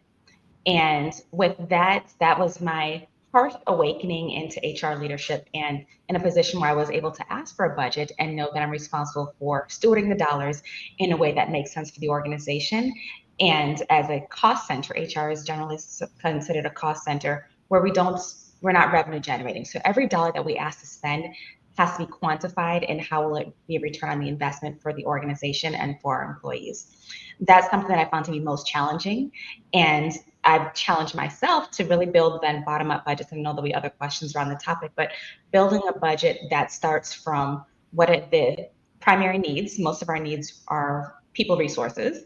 So what will be the return on the investment of the people investments that we have, the people resources to drive the HR profession, but then more importantly, the initiatives and investment asks that we have that will have a true return on investment for the employees. So quantifying each of those and being able to give and take is a bit of a negotiation as you talk with the finance partner and the business leader on stack ranking what's important for you, what'll be the return, and then partnering with that business team on what's important for them. We don't do HR for HR's sake. So it has to be a mix of what the HR team or yourself as an HR leader feels would drive impact, but then working with the business leader on what they also think would drive impact and collectively working through that budget. So it's an exciting time, but closed mouths don't get fed, so you have to ask for the money. Bam. Okay, love it. Coming out. All right, here we go. Imelda.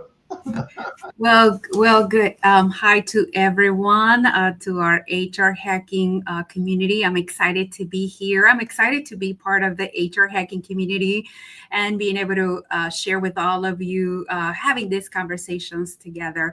I've been in HR for over 20 years. Back to you. I'm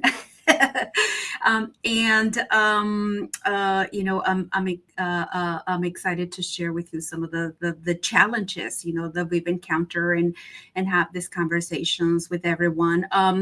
Why did I say yes to joining this conversation? Well, number one, I'm passionate about human resources, as many of my colleagues here, and being able to share with one another our expertise and what we learn along the way. We've made mistakes, but we've also learned lessons that are worth sharing with others. And so I think that's puts us in a very important place. I also think that HR budget is definitely connected to our people, in investing in our people. And it's also in continuation or another way of looking at our strategic plan, as it is with numbers that we are able to demonstrate on the type of programming that we are focusing. There's a very famous quote that, don't know who said it, but I've been using it for a long time. And it goes, "Don't tell me what you value. Show me your budget and I'll tell you what you value."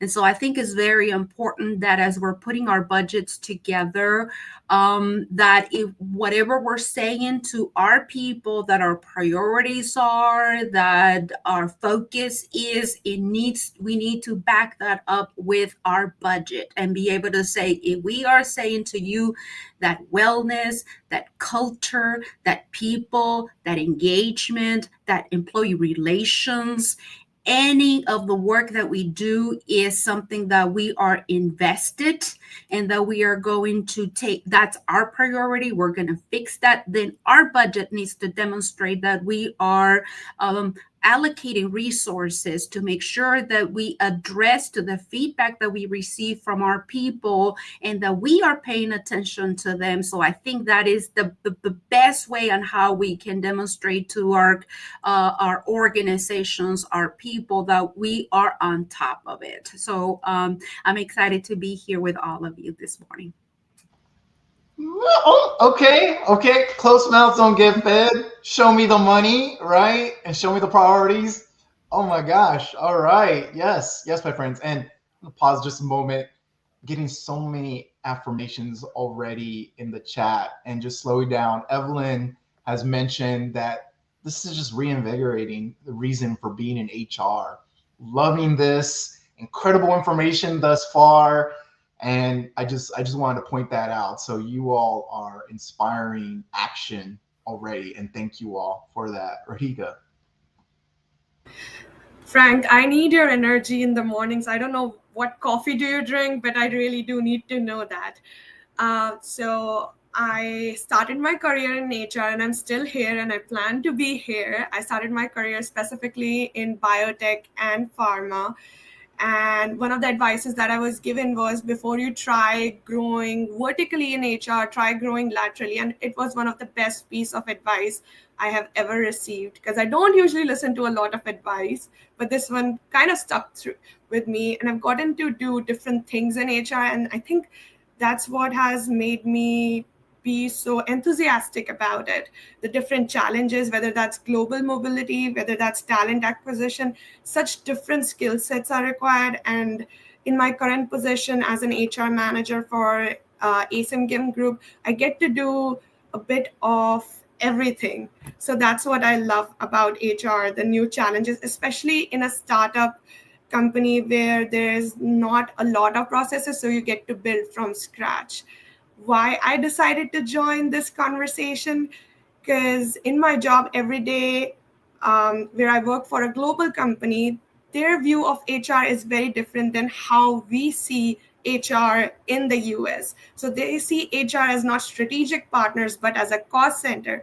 So every time we, like what Burjit said, and I'm sorry if I'm mispronouncing your name, but you have to justify every dollar you're asking for, because you're seen as a cost center. And this is where, when you start to partner with finance and the leadership, you're like, okay, if I'm going to ask for programs like wellness or DEI, which are often considered as soft, where do I start? How do I make them a priority? So at my current position, instead of just diving into the soft programs first, I started with identifying a more problem that was directly impacting the business. So such as, we had a lot of turnover in one particular department, and based on all the exit interviews, we realized this was more of a management problem. So we wanted an L&D budget. Now, if I would have asked for a wellness or a DEI budget, that wouldn't have been approved, but an L&D budget was approved, because I had to frame it like, if you do not invest this money now, you're going to have to spend way more, not only in replacing, but also the time that is going to be spent in recruiting the person and ramping that up. So I kind of frame it as preventative cost framing, especially when finance does not understand our language, right? They need ROI, they need metrics, everything associated. And sometimes that's not possible. So that's how I go about it. Whew, lots of affirmation still going on in the chat, my friends. If you see here, there's that talk of speaking the language, and you bring up a really great point, right, about the cultural differences depending on where you are geographically and how you're viewed. And I think that's a really great awareness to have as a partner, right? How am I viewed? And then approach it with that communication and language, so that it's more palatable, digestible, before you kind of walls up or shut down and say, they're just not listening. No, I love that root cause of like, okay, this is, maybe it's not here, but they really value maybe learning and development or something, some other function. Let me weave it into there and say, this is an investment. And even that language is like, well, when investment, that already changes the mind shift or mindset of others. Oh my gosh. And just as a note, we're already, I think, surpassing about 100 years of HR experience on this panel. And Cindy, we haven't even gotten to you yet. And Angela, Cindy, tell us a little bit.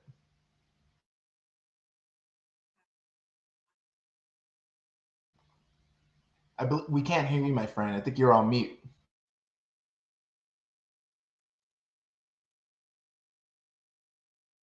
How about now? Can you guys hear me?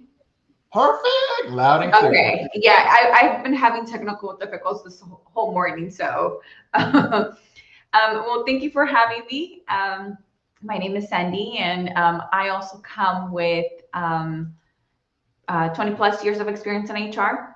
HR was not what I wanted to do, but I kept getting suckered into it and kept getting pulled into it, you know. So I guess I just ended up sticking with it because of it. But the reason why I actually joined this panel is because of the fact that sometimes we don't have the budget. The companies are either way too small or the priorities are different, right? Just kind of just in combination with everything else that has already been shared, right? Sometimes there's no budget for it, no matter how hard they try, because the company's too small, or they've overspent on one area, and therefore you just, because you're seen as not strategic, your department's seen as not strategic, you don't quite have that budget, right, for what you want to implement or what you want to do. So one thing that I would love to, kind of go into and share more about is kind of how you could leverage your brokers, your, other partners that you have, like, let's say, for example, for wellness, right? You can go to your brokers and actually ask for some of these funds, or for you to actually work with your brokers and have it embedded into your contracts when you're looking for medical, when you're looking for dental, and they can actually, give you funds to put these items together, to put these other strategic things that you're trying to do, and doing your reminders of the EAP and things of that nature. So for me, it's more of, I just wanted to kind of come in and kind of share okay, yes, we always have to fight for every penny that we get, right? But there's also other ways that we could utilize, or, individuals that we can leverage off that are earning commissions from what we do, us bringing them in. So let's take advantage of that. What was that word that you said? They're not partners or stakeholders. What was that word you said? I love it. Constituents, something to that effect. Like our brokers, like your brokers. Oh, okay. Your medical brokers. Perfect example. I'll give you one really quick one. We had it embedded to where they would give us $5K to do a wellness week. All I had to do was actually provide receipts, and it had to be within whatever we did that related to wellness. So one of those days I did smoothies. The very next day, the next one I did pressed juice, and then I did a wellness packet. We also offered, and this, again, it could also be embedded into what you do with your wellness brokers, but we also got them to offer comp for free to our employees. I mean, so there's all these other things that you can actually sit here and work with your brokers on. Same things for workers' comp. They can help it come in and train and provide some of those safety topics that you would spend so much money in outside, but they can do it for free. So leveraging off those connections from your brokers, super key when you have little to no budget allowed. Sandy, I love that use of, sometimes creativity is key. And I think sometimes just using additional words, and that's also, as Rahika was talking about, that investments or the language, picking the language. I love that brokerage use, right? It also just intrigues those like myself. I'm like, oh, I might have to use that one, right? Let's broker this. But that cost savings is huge though too. So I'm saving you money from this vendor here to reinvest over here, and that creativity in between is amazing, right? And so along the way, you're definitely weaving in that prioritization of HR budgets, because I've seen in the chat already by 2 individuals already saying no budget. And so, you're inspiring that action through creativity. I love it. Thank you so much. Angela, tell us a little about yourself. Hi, good morning. Thank you for having me. I'm really excited to be here. I joined this because I see HR as one of those undervalued assets, right? As many people have already spoken out and said, we're often not seen, I should say, as a strategic partner. But with my background, that's what I aim to be in every position I've ever had, is that strategic partner, helping building solutions, resolving problems that really drive impact on the mission and achieving business goals. And in HR, we are the best department, quite frankly, situated to do that because we touch people, we touch processes, we touch systems, we definitely touch budgets. But to get us there, we need to make sure that we are definitely literate in the business. We speak a common language. We share that mission. We work as a teammate to drive impact. And oftentimes when we're going into these budget sessions, it's what I want versus what you want. And the fact is we should both want what the organization needs, what the organization has set forward. So I like to see myself as that type of strategic business partner that, yes, can help solve those everyday goals, but also help develop plans for the long-term achievement that we're striving for, right? Longevity with the company, impact, our mission, all those wonderful things. And I know that's doable when we're on the same page. We speak the same language. We share that common mission. So aligning the budget with those initiatives is so incredibly important. And again, I go back to speaking that same language, making sure we're on the same page as we move together forward. So I like to bring people, processes, procedures, and new innovative ideas to the table. Porter clap for you and for all of you. Thank you, my friends. I think we're bringing about, I'm going to do some archaic math and round up. We're doing about 2 centuries worth of HR experience right here on this, I know, on this panel alone, right? So I love it. And there's a lot of questions flowing in the comments. So I'm gonna kind of add this to our next round. And Angela, I am gonna come back to you and stick with you. We're gonna kind of go counterclockwise this time and kind of get into some deep stuff that some of you all already started to kind of scratch that surface. And somebody mentioned or asked in the chat, can this be scaled at a small company? I'm gonna say yes, but love to hear from some of you all as you think about this. And again, I'm gonna come to you first and stick with you, Angela. So you start thinking about what's your first move in aligning that HR budget. And you all started to mention about the geography, the language, how you're perceived, what may need to be cut, what may need to be kind of additional investment in, and ensuring that we don't lose kind of that core around retention and engagement and the attraction of new talent, right? And ensuring that people stay and feel valued. You know, all those kind of critical pieces. What's your first move, Angela? I think the first move is to make sure that I am prepared for this conversation.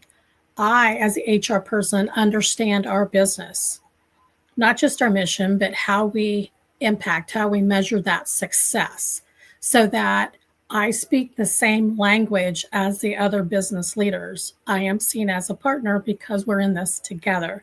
So it starts with me and then building from there. Once I feel comfortable with that, then I can move forward. But if I'm not, then I go out and I seek relationship building exercises. Help me understand. So as I start to prepare my HR budget, that will be aligned with the business goals and the operations, I truly can say I understand, and they also already believe that I understand. So when we walk into those meetings to have those discussions, there's a level of respect that's already afforded to me when I walk in that door.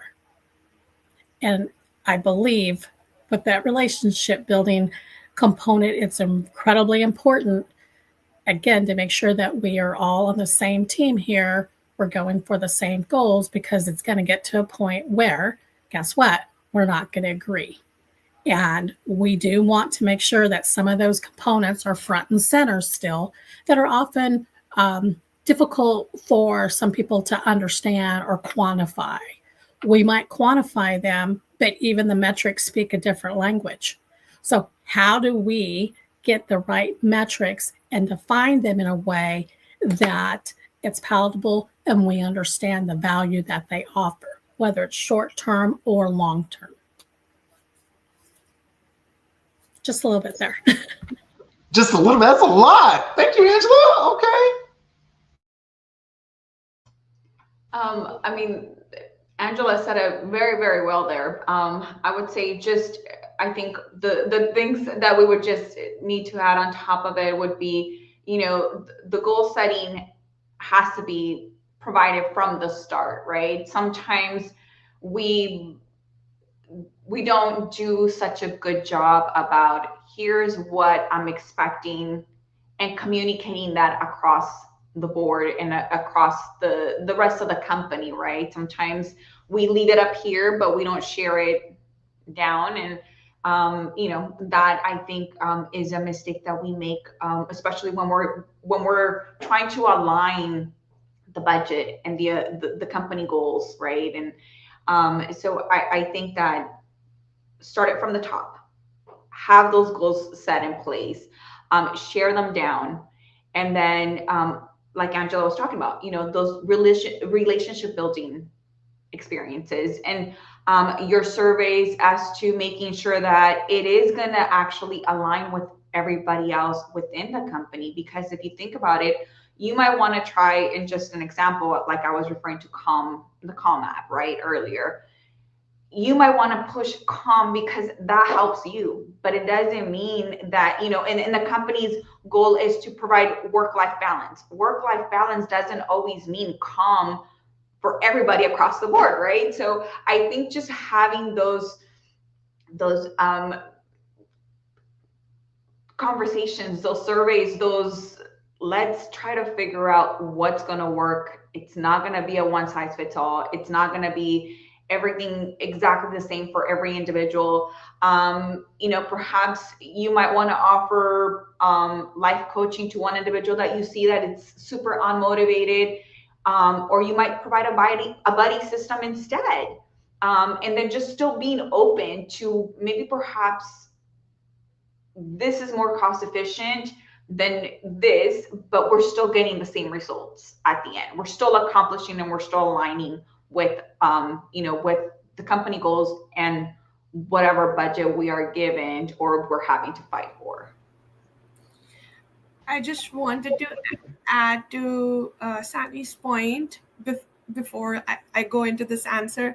So when she was talking about brokers and all those creative ways, a lot of people do not, like, if they do not get budget internally, they often don't think about going externally. So if you're in Massachusetts has, the state has a learning and development program for biotech companies. If you're a smaller or medium size, you can apply. And sometimes companies often get up to, depending on what program you're applying in, companies often get up to 100 or 140K worth of learning and development grant. So that there are certain resources that are available through the state as well. And often when you start researching, they come up. Now, going back to this, when aligning HR budgets, especially in today's economic climate where there is so many restructurings happening, there is AI happening. I think budgets, like, this is what my mentor taught me, budgets cannot be what they used to be. They have to be flexible. They have to accommodate space for changes that the business wants to make. So let's say during one quarter, the performance wasn't good. And now the business is saying certain programs need to be cut. So my first question is always, like, what is a priority? If we cut this, how is this going to impact compliance? How is this going to impact performance? Then my second question is, can we negotiate with the vendors? Often when you try to cut a program and you go and say, hey, I want to renegotiate the price because the software is coming up for a renewal, they're often pretty open to doing it because they'd rather keep you for $5,000 less than see a whole $20,000 account walk away, right? So that's also one of those strategies. Again, another good advice that I've gotten is know how your P&L makes money. A lot of HR leaders do not really understand how their P&L makes money. And I had to learn that the hard way when I started an opportunity in a company which was undergoing an M&A, and they had shifted everything from their prior business model. So I had to learn some very new terms like EBITDA margins, what the impact was. And having in bigger companies also, like what I talked about was more smaller company related. In bigger companies, HR doesn't get to control the budget that much, but as a HR business partner, you can always in your one-on-one ask the leaders, how can I help you achieve the goals that you have for the quarter?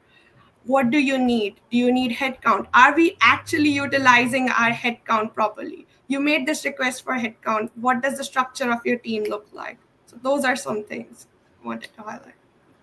And I think we're all saying the same, where we engage, reduce stakeholders. So following up to what my colleagues have said, we're not alone in this. And the best way to make sure that we move forward some of our initiatives is making sure that we are engage our key stakeholders. Our largest and best resource continues to be our people, and being able to work with our people to help us move forward, echo the initiative so that we can get some of the money. And let's face it, sometimes we don't control the budget. Sometimes it's the Office of Finance who tells us how much how much is available, and we need to make it work. I would like to share with you a couple of just a quick story of some of the things that thinking outside the box. Many times I've been told, no, there's no money in the budget. And then again, I have all this wonderful a group of people across our organization that are passionate, that care about certain things, and this is important to them. Being able to put together initiatives with no budget, but having and talking to the right people is key, and finding money in other departments and turning what was not a priority, turning it into a priority. From knowing that we have an organization, long time ago when I worked at an organization where we had lots of veterans and Veterans Day was not being celebrated. There was no budget for that. Got together all my veterans together. We echo it. We put it together. We created our first Veterans Day with a zero budget that is now part of an annual celebration of the organization, because you talked to the right people, you brought the right people at the table, and all of us echoing that. Somehow our finance group were able to find money. So again, it's building relationships. And again, I want to emphasize on how working with our people continues to be the work of human resources. Thank you. Melda, that's a great example and highlights the point for HR is that we are ideally, as much as we can, be a part of the budget planning process, the business strategy process, and planning with our leaders. That best equips us to ensure that the initiatives and programs that we are requesting are best aligned with those business objectives. So I would say if we could start at the top, my quick tip would be start, if you can, by engaging those conversations and understanding or being a part of the strategy session. And then from there, working back to, okay, based on this business strategy and the imperative that we have for the year ahead, what are the important things that we can do as HR to best enable that strategy? And I see our HR budget in three distinct buckets, if you could. The first is around the table stakes. That is what we must do. We have to provide benefits, ideally. We should provide benefits, I'll say. We should provide for the cost of our employees. We should do some very standard things. Those are table stakes, and that's most often the budget that is not touched. Then there's the investments for culture and engagement. What are the things that we want to do to retain our employees, keep them engaged and excited to work for our organization? And what does that look like? Wellness programs, et cetera. Then the third is our investments in human capital solutions. Those are the investments that the business most cares about, from my experience. Those are the ones that will enable their success. So those are the drivers that will carry them forward and help the business and have the highest return on investment. To be able to articulate and plan for each of those buckets and knowing which you can move, which parts of the budget, if you have it, you can move to address the needs, but then also what are the ones that you would have to scale back on if needed. Those are all important parts of the discussion, and honestly, having that upfront with the leaders helps them to also understand how you're thinking about it from their business mindset, because it matters to them. I would also say an example, if I could, of a situation where we had no budget and I had to work with a business leader as an HR partner in the business because the broader HR budget sat separately. And it was an investment asked to strengthen our hiring and onboarding program. The first answer from my finance partner was, we don't have money for that. I said, okay. So I took the time to work around what are we spending anyway? What is our cost per hire? And what is our turnover? And what's falling through the tracks that we're not accounting for because we say we don't have the budget, but we're spending it anyway because we're not caring for this part of the employment process. So I was able to quantify, and I won't say how much because it was embarrassingly a lot of money that we were spending and drain from lost productivity and continuing to rehire employees because we weren't getting the hiring process right from the start. Those dollars, taking a small portion of that, telling the story, doing the storytelling with the leaders on here's what the experience has been, here's what our exit surveys say, here's the true dollars, and here are the hidden costs because we are not managing this process well. So if I could have a fraction of this, here's what I could do differently, and here's what the return on the investment will be. That secured my dollars, and I was able to reduce, I and my team were able to reduce the turnover by having by strengthening that hiring process from the beginning, and it paid back in dividends in our employee engagement with employees that we retained, but also in the productivity because we were not running in place by having to continue to rehire our employees because we weren't doing it the right way from the beginning. So I'll speak the language, show them the money, and show them the missed opportunity when we're not spending as well. Oh my gosh, I'm taking so many notes and then I forget. Wait, I'm moderating, so I have to make sure I'm paying attention, not get lost in you all's advice and strategic approaches. Oh my gosh, I love that piece of it. What's your missed opportunity? But some of the things that you all have woven, and there are so many affirmations I can't keep up with in the chat. And just a lot of yes, yes, yes, yes, yes. And that, speaking of language, it's don't use HR speak. And what you all have said, though, too, is the relationships are absolutely critical. More than once, I've worked at an organization that it came out of a senior, an executive, a C-suite, or the CEO's budget, an earmarked budget for something else. And they said, you know what? You made a good business case. It's not there. Here's a budget. Show us. And then the next year it grew. Or, Rodrigo, you said something very important is be kind of boast about your own brand. If you work for a brand that is often talked about, whatever your product is, if you work for a brand that is often boasted about, leverage the power of your own brand. There are organizations or other stakeholders that want to work with your brand and say, you know what, this year we will cover this and this kind of cost if you just kind of promise us a certain amount of leaders, folks from your brand. You know, I've seen it with even universities. You know, you go do a speak with them, they're kind of hosting the event, but then you just got to showcase the talent to show. There's so many ways to kind of get creative, and creativity is huge. I can't believe that these experiences go by so quickly. I think also what I'm just kind of immersed in you all's stories. As you all think about this last question, I want to take a moment, audience members, please show some love, show some affirmation for our panelists. Thank you all so much. Thank you, attendees, for taking time again. Stick with us. After this, we still have a jam-packed building strategic planning capacity and new CHRO. So kind of awesome to build upon that and aligning with that mindset.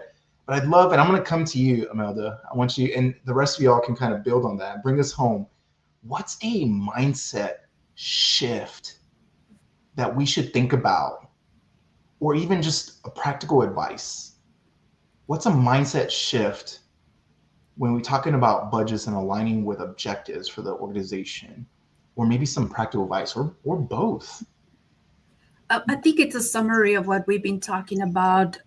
Engagement is so important, making those connections, making sure that you know your people, that you know what kind of resources are available. And one of the things that has worked for me is creating councils. I've created many councils that help me push forward some of the initiatives, but for the most echo some of the priorities so that it is not just something that I'm pushing forward, but we have heads, leaders, representation from across the organization that are invested, that want to be part, that they believe this is important.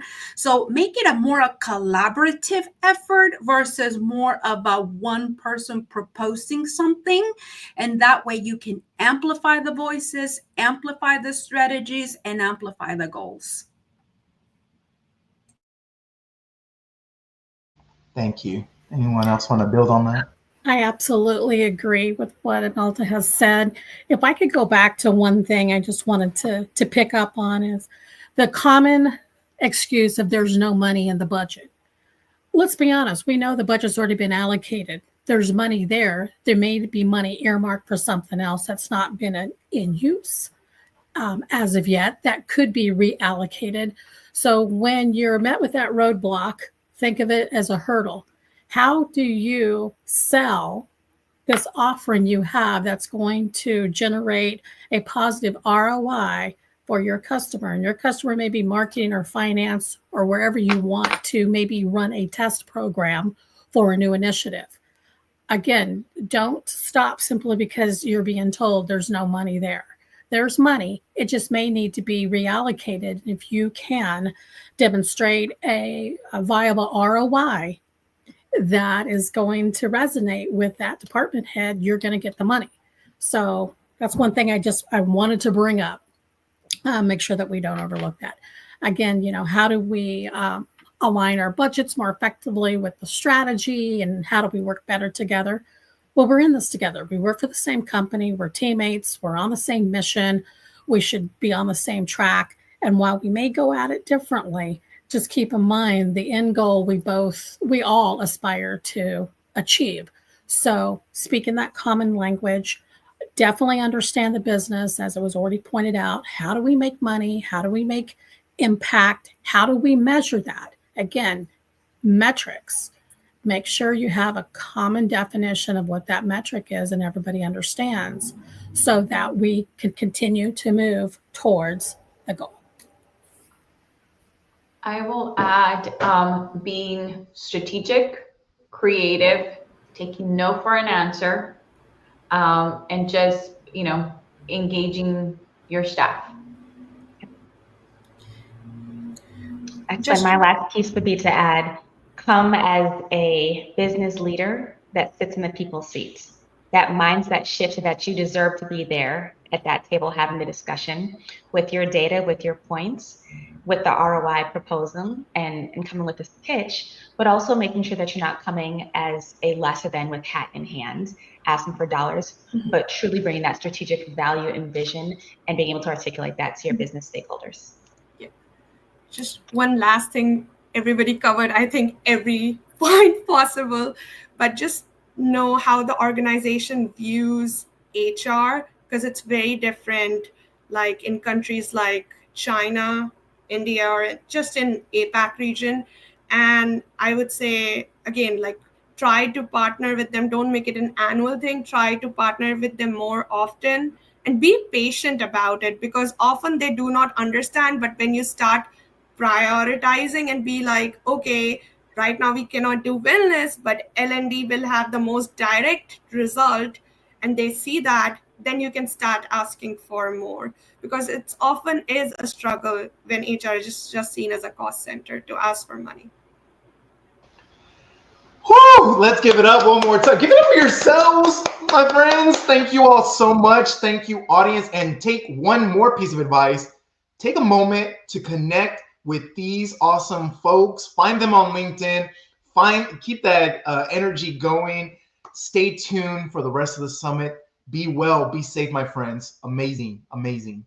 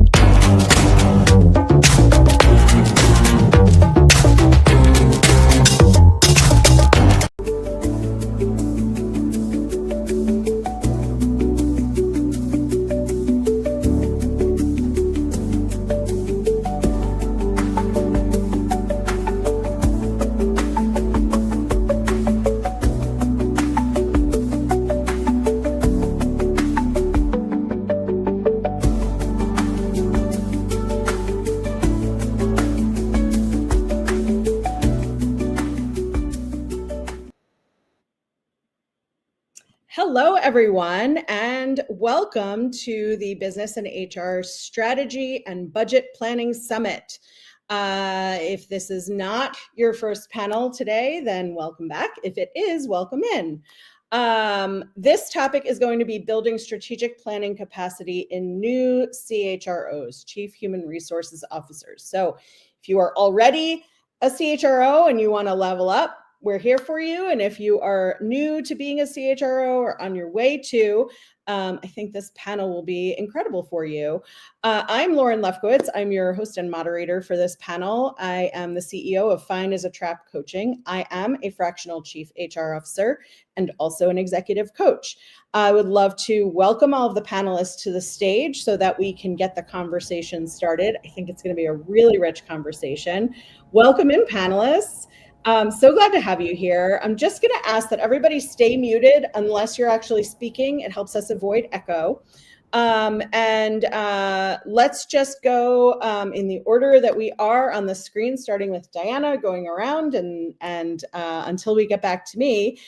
And if you can introduce yourselves, tell us who you are, where you are in the world, what you do for a living, and what kind of company you work for, that would be great. Let's get started. Hi, morning everyone. Diana Piva, Chief HR Officer. I'm based in London. I work for a boutique venture capital business. We're in an M&A cycle at the moment. Otherwise, I'm very passionate about AI, Gen Z, collaborative working, and really the new era of working, whether you're new to the CHR role or just redefining what CHR role means for the future.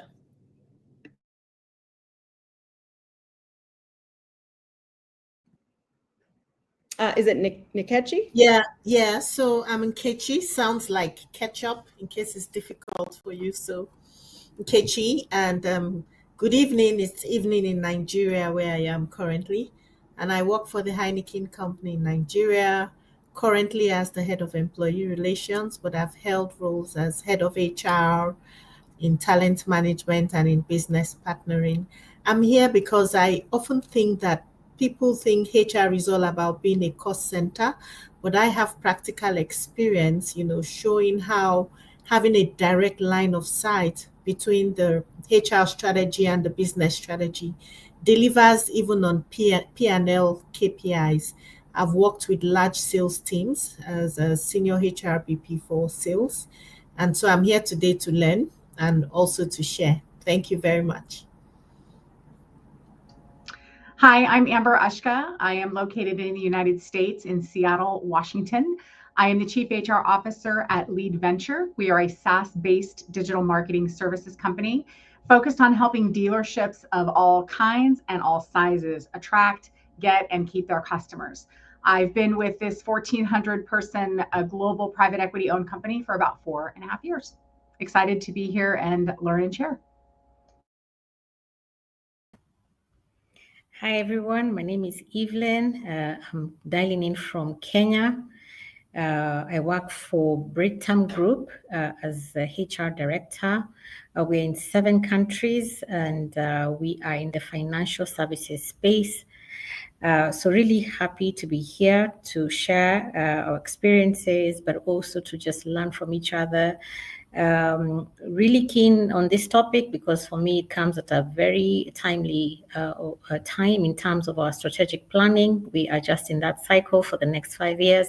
So this is absolutely great to have these rich conversations about HR business and HR strategy, as well as making sure we can really dial into the strategy piece and what our role is as HR. So happy to be on this panel with the rest of the panelists. Thank you.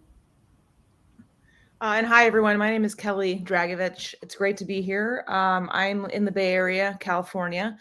I've been in the tech space in HR roles for probably about 25 years at public companies like Intuit and Yahoo, and venture-backed private companies like GitHub and Looker and others. So great to be here and share and listen and learn with everyone. Thank you so much, everybody.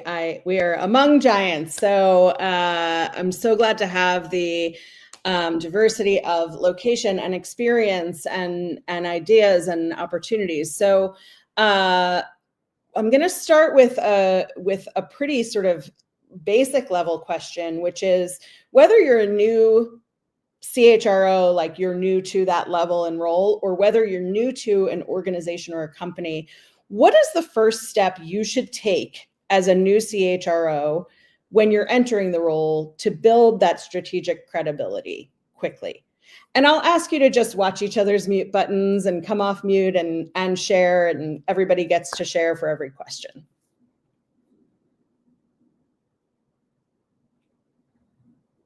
In any order. Yeah, I can jump in. Since I talked last, I guess I'll start first. But yeah, listen, I think from my perspective, and I'd love to hear others, I think building credibility starts with relationships first. I mean, I think in my experience, jumping in with just answers and starting with kind of here's the answer and here's what we're going to do usually doesn't get things off on an optimal foot. So for me, I love to kind of build trust and credibility, share who I am, how I approach things, which I think gives people a lot of trust and kind of they'll give you more leeway kind of off the bat if they trust you as a human. So and I do that with not just the leaders, but the whole organization. So I usually, in my career, the past 15 years, the organizations we've started like 300 people or less. And so I'll make sure to actually connect with every employee in the organization just to kind of demystify what this role is doing and the approach, and again, build that trust. But through those conversations, you learn a lot about the business and you learn about what's going well and where the thorns are. And usually there's some big blockers or pain that's been going on for a while. And I try to like connect those to what's happening with the business. You know what I mean? Like one founder CEO just could not crack up-leveling talent for a long time. And it was holding back the business. It was hurting things. And you can solve those things and start to make a dent in some of these areas that are high levels of pain. And you're like beloved, right? Like, oh my gosh, I couldn't figure this out. Thank you for this. It gives you more openings for other areas that you might want to jump into that they might not know they're feeling pain. So I think it's, again, just like customers, you start with solving the most acute pain and build out from there in a way where you're building relationships at the same time. So. I would agree with Kelly. And for me, it's about staying curious about the business. So unless I really deeply understand the business, what they're doing, how they're doing it, who their customers are, what are some of the pain points, If I don't have that business acumen and understand what's happening in the business and what they need, it becomes very difficult for me to tie what my team and I are doing from a people perspective to actually drive those outcomes. So going in and asking, building upon what Kelly talked about, those relationships, and going in and really asking who, what, when, where, why, and how about the business, so that you have a really strong understanding. So when you connect the dots between what you do with and through people and what the business is trying to do, you're getting credibility because you've spent that requisite time to understand what they are trying to drive. I think for me, and thanks for that, I think for me, it's the trust-based relationships with the people that I am working with, my key stakeholders. I think that really does give me a lot of distance in terms of what it is that we would want to cover. But at the same time, it's just asking, what are we solving for? Because there's always something that the business is going to be solving for, but also giving them these different perspectives about how something can be approached. I think HR brings those different perspectives onto the table.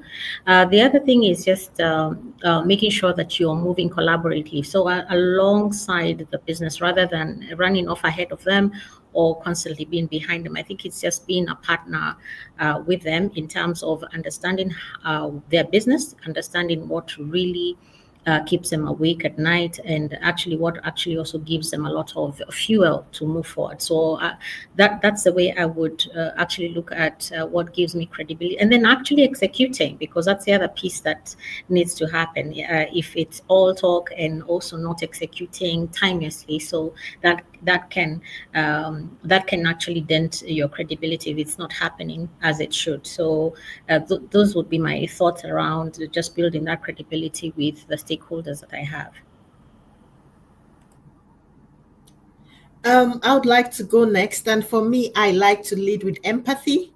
And by leading with empathy, I mean really getting to know my stakeholders, understanding them from the point of view of what their pain points are. And when we talk about HR strategy, I like to understand what the pain points with strategy execution, what kind of experiences they're having. Because one of the things we know and we learn about strategy, and this includes HR strategy, is it's not just what you say you would do or the long-term vision of what you want to achieve, but it's also what you do not want to do, what you need to stop doing as well. And so building that trust you've all spoken about, building the relationships you've spoken about, is made easier when there's empathy in the picture, that leader really sees you as a problem solver, as one who understands the pain of what it is that they're struggling with in the strategy and within the business. And then the second thing is I'm always intrigued, putting on the coaching hat when it comes to building relationships by asking questions. And one of the questions that always really interests me when I hear answers is, what do you expect of me? What are your expectations from the HR function as I step into this role? And what do you think HR hasn't done well, previously? It's not about calling the previous role holder what it is, but it's really about having that realistic discussion and opening the door, as it were, opening the door for real conversations and candid feedback right from the word go. Thank you. And maybe just to add, or I guess elaborate on some of those points, I think for me, I think you're a leader, so that kind of emotional intelligence and connection is key, how quickly you build that influence. So you do need to kind of authentically find your position, what you're coming, what inspires you and connects you to the role and to the business. But probably the biggest influence or the biggest impact is allowing that space to listen and just build this connection, really meaningful connection, really connect to the people. I think that's what, then you start connecting the dots about the commercial model, about different roles, about probably emphasize and invest time in space and listening and connecting and exchanging ideas very early on. Thank you so much. I hear like a lot of alignment and sort of individualized approaches. So, so great to see. I've seen a couple of comments in the chat acknowledging that this is a panel of all women who have been / are in CHRO roles. So I really want to acknowledge that, because there is a history, I think, in human resources of women getting to a certain point and then not necessarily getting to that lead role. So acknowledgement to all of you, all of us, for being not only the leader, but the leader willing to step in and talk about it. One of the things that I think is a challenge when you are a new CHRO is that HR is so often required to react to the acute needs of a business, whether that is the reactivity to employee relations or compliance issues, whether that is walking into the role and having everybody tell you what's wrong and needs to be fixed. How do you all balance long-term strategy with the short-term, more operational, more acute, more pain point oriented needs when you're doing strategic planning? I'll take that answer. Thank you very much. So I'll start by saying that as with any balancing act, we have to realize there will be trade-offs. And when we talk about strategy, we're talking about, seeing far beyond the now. And coming into a new CHRO position for the first time, it's important that the mindset is about, seeing the bigger picture, looking far ahead, but also about moving smart, because the short-term priorities are not always the challenges, for the business. They are immediate fires to put out. And so the starting point for me is, putting on the hat of a commercial leader and a business-led HR professional, just as Evelyn mentioned, is what business outcome do we really want to see? Strategy is all about choices. So what do we want to see in the business? What must be true for the organization to achieve this objective? I work a lot with commercial teams, and one of the things I've borrowed from them is something they call the picture of success. When you work with sales leaders, marketing leaders, business development leaders, the picture of success is very well defined. And so balancing these short-term and long-term objectives involves agreeing the picture of success and the associated metrics that help us track the strategy year in, year out. Evelyn, I remember you mentioning that you are just right now or getting out of your long-term strategic planning, looking at a 5-year horizon. And I just want to drop here that we have this amazing magazine that Mark Efron, the talent management consultant on LinkedIn, just released a few days ago. And I'll just share the article on SMART goals, which was really surprising because we're all used to SMART goals. But that article was SMART goals are not helping us with regards to long-term planning because it's just SMART. It's specific, it's measurable, it's realistic, and it's time-bound. Yes, we're not saying throw them away, but there's more needed. And so in this article by it's called Oscar Wilde and Anne Goetz, they mention 3 things that I find really relevant for new CHROs. The first one has to do with what is the business outcome? What's the so that you want to see? What's that so that? If you have a retention problem like we do in my organization, what do you want to see when you put in interventions to reduce, the turnover?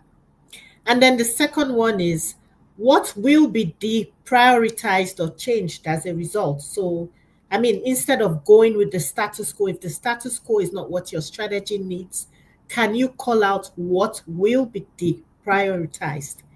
And the third they mention in that amazing article, just a minute because I'm trying to look at it, says that how does this contribute to the long range vision? And then, so it's not just that the 1-year outlook is happening based on your initiatives, but how does this continue to the long range, vision that you have for the organization? So I think all these absolutely helps to balance those short-term priorities and firefighting with the long-range strategy that we need to put on as CHROs. Thank you.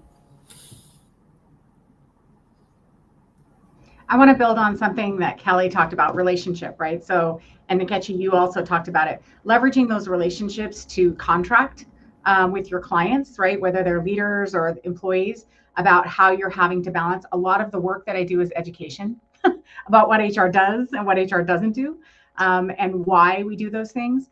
I also like to connect the dots between everything I'm doing short term and how that has an impact long term. So that's framing those in risk language. If we don't do X, we can't get Y in 18 months. And here's how that's contributing to getting that outcome.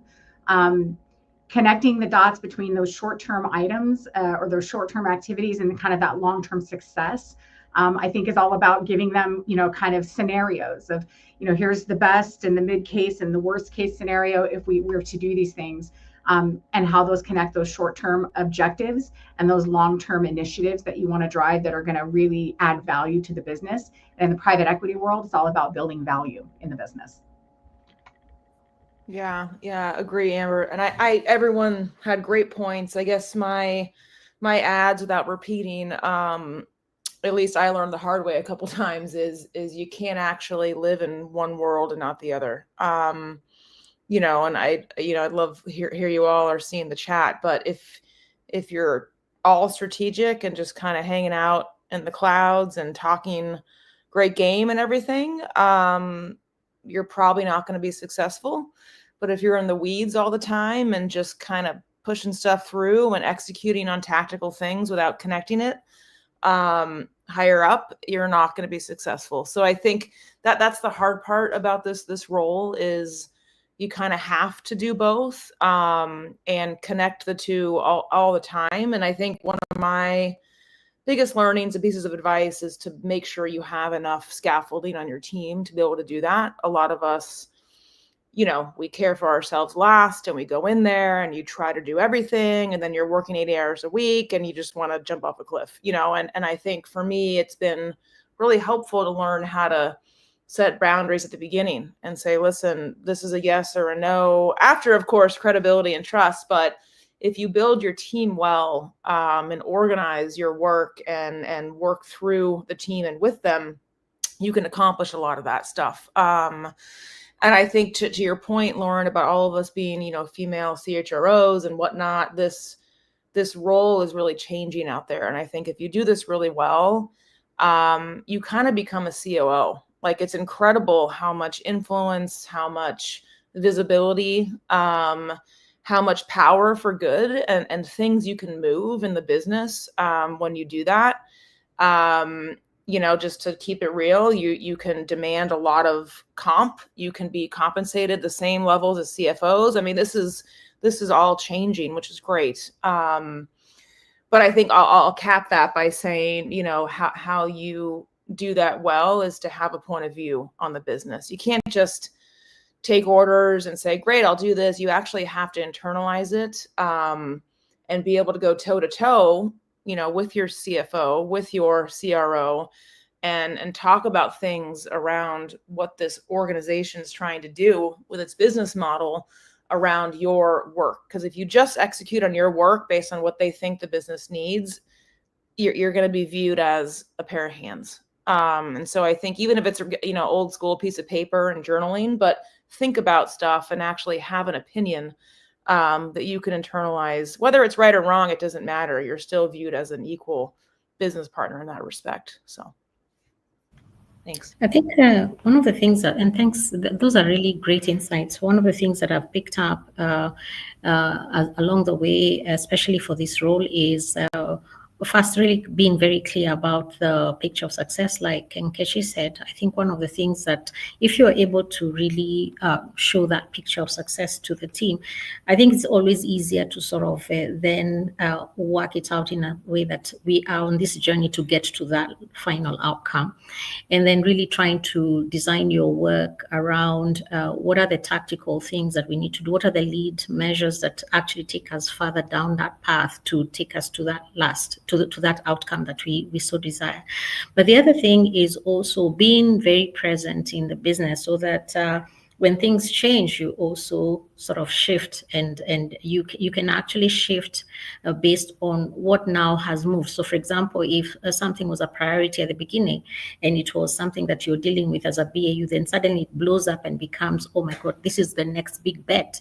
Then as the HR CHRO, you want to be able to quickly align to that and see what does it actually mean in terms of the plan that we had, or does it necessarily completely throw that out, and can we build on something really fast? So being agile there is really critical in terms of almost being a two-speed HR department. So you've got what you do to keep the lights on, and then you've got what you need to do to make sure that you're constantly aligning and you have the agility to align with the business. And also being able to say, okay, this is what we need to do, and having some level of agreements with the specific stakeholders that you have. So at every step of the way, they are able to tell, this is where we are going with you. This is how you're going to help me achieve this. Okay, this doesn't work. Can we quickly look at a different, and being open to that it's not just the HR way. It could be actually what works best for this unit might not be necessarily the same thing. So it's not a one size fits all. So being very malleable to being able to move in different directions. So I find the CHRO role is becoming more and more an orchestrator role. Trying to sort of just orchestrate so many different things happening in the organization, and yet still getting the perfect harmony across the organization. I just want to add to this question as well, because it's such a great question, balancing short-term and long-term. And I think the real leaders should really focus their time and conversations around the long-term, how we're innovating, where we're disrupting, how we're positioned within our kind of HR strategy or the wider business, which is a challenge itself, because nowadays it's very hard to predict and navigate, and plans change. And to Evelyn's point, we should be really ready to pivot quite quickly, keep an eye on the short term, know where the return of investment is and what you're delivering, and what your onboarding project or your recruitment project delivers, or investment in a particular new talent team, or kind of really looking at the whole portfolio of the business as a portfolio investment of growth and locking opportunities, but know the immediate value to the bottom line, but be ready to change that because things shift and market shifts and investment opportunities shift, and innovation moves, and you really need to be able to transform your talent or adjust to that. So that agility and pivoting, I see it in real life. You can no longer plan in quarters. Sometimes change happens within quarter. Thank you so much.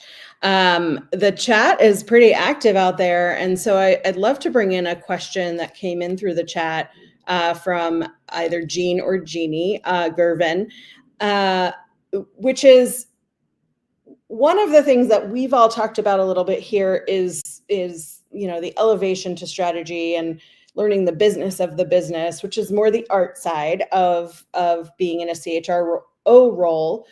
And as HR professionals, we've all done data and analytics, retention and turnover, recruiting, time to hire, anything compliance related, benefits related. What is the elevation then to the role that data and analytics play in building your credibility as a CHRO, building your confidence, and building your influence with the C-suite? How do data and analytics get to elevate in this role? For me, it's critical, right? Data fluency and being able to take the data meant in business is a differentiator, I think, for leaders on the people teams. We measure all kinds of things. Everybody here measures all kinds of things. We have KPIs that we align to, but being able to maybe co-create with your business leaders so that you can tie what you're doing and how you're measuring it to the business outcomes that they have.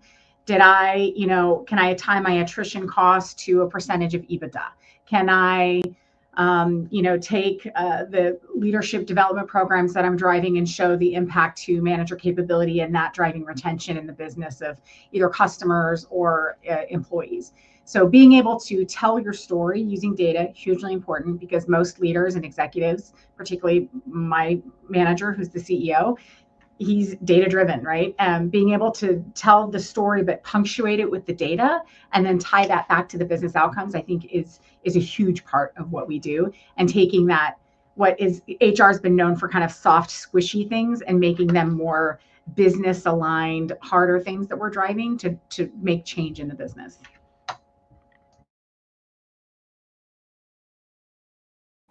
Yeah, for me, it's around the story that tells. We can all run, 100 data points and numbers. For example, a company I'm working with now had a board meeting a month ago, and I wrote down the storyline first. Like I had a Google Doc out. It was blank. And I was like, think about the last quarter. Think about what the business did. Think about what the talent story was in there. What did we do? What did we not do? What turbulence did that create? What went well? And almost like, the old Mad Libs when you're writing a story and there's blanks filled in. It was like, hey, we hired 18, director level and above, or we exited 19 folks that were below bar in the organization. Here's why we did that. Here's what that means for next quarter. And you insert the data points, but you don't start with the data. You start with the story of, again, what you're trying to do with the organization and the business at the same time. And you insert the pertinent data points, because if you just, fire off 100 numbers, they're going to be like, that's really wonderful. I can run that through ChatGPT or whatnot. But why are you here? Like, what are you trying to do with this story that's a differentiator and an add to this team? So that's kind of how I think about data.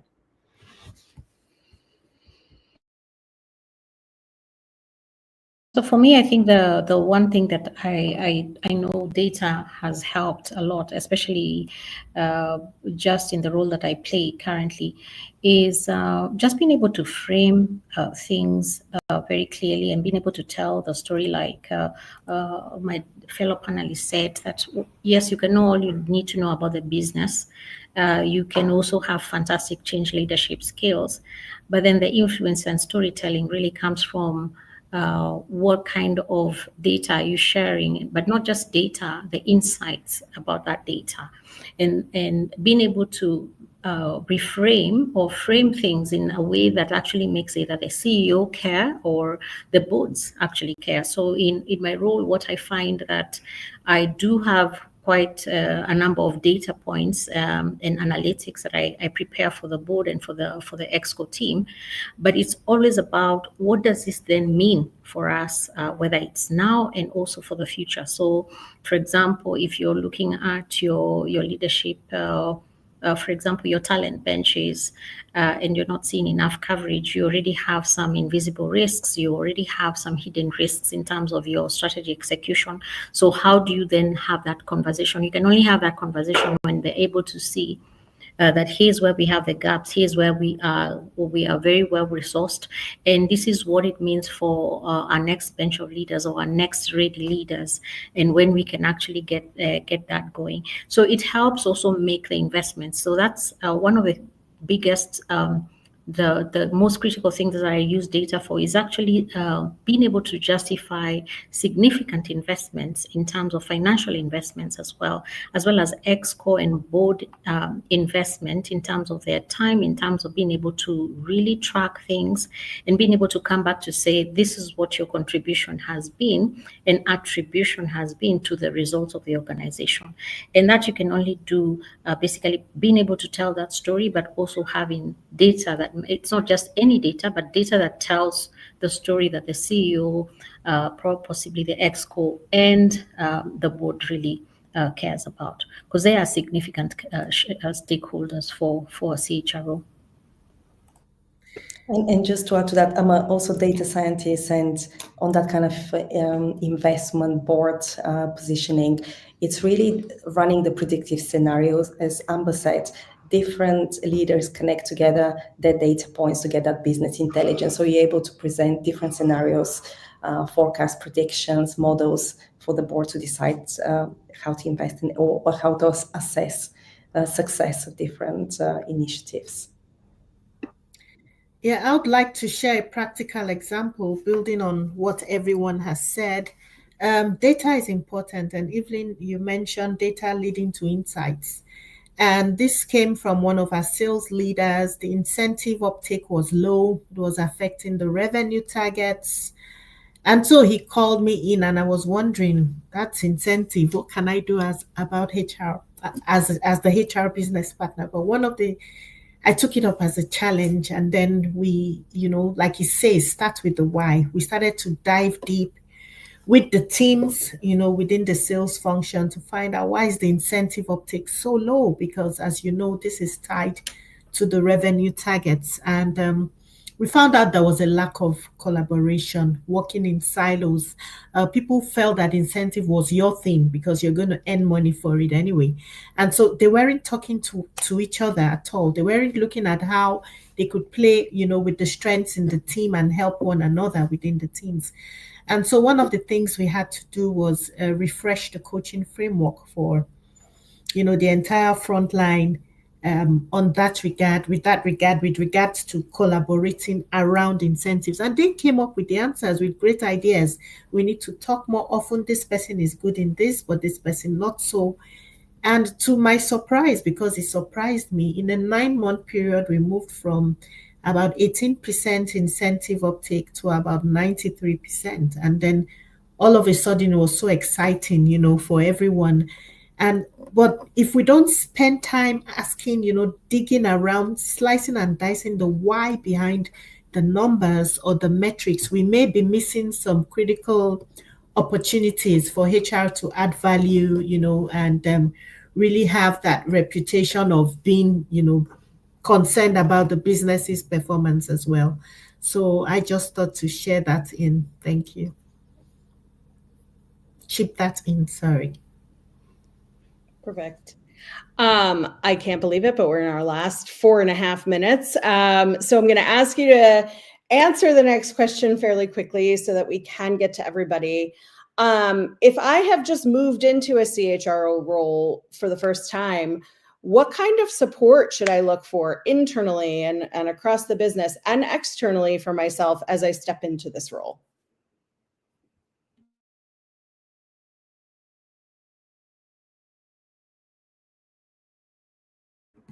I can jump in. Yeah, look, I think for me, it's surrounding yourself with probably a answer all of us would give, surrounding yourself with a good group of people to help. I think the caveat there is not too many, because all of a sudden you're chatting with everyone all week and not actually doing stuff. So I'd literally figure out, like, for where you are and what you're trying to do, for where you are in your career, where you feel good about and less confident about, be clear about that. Marry that with the work you're going to have to do in the organization.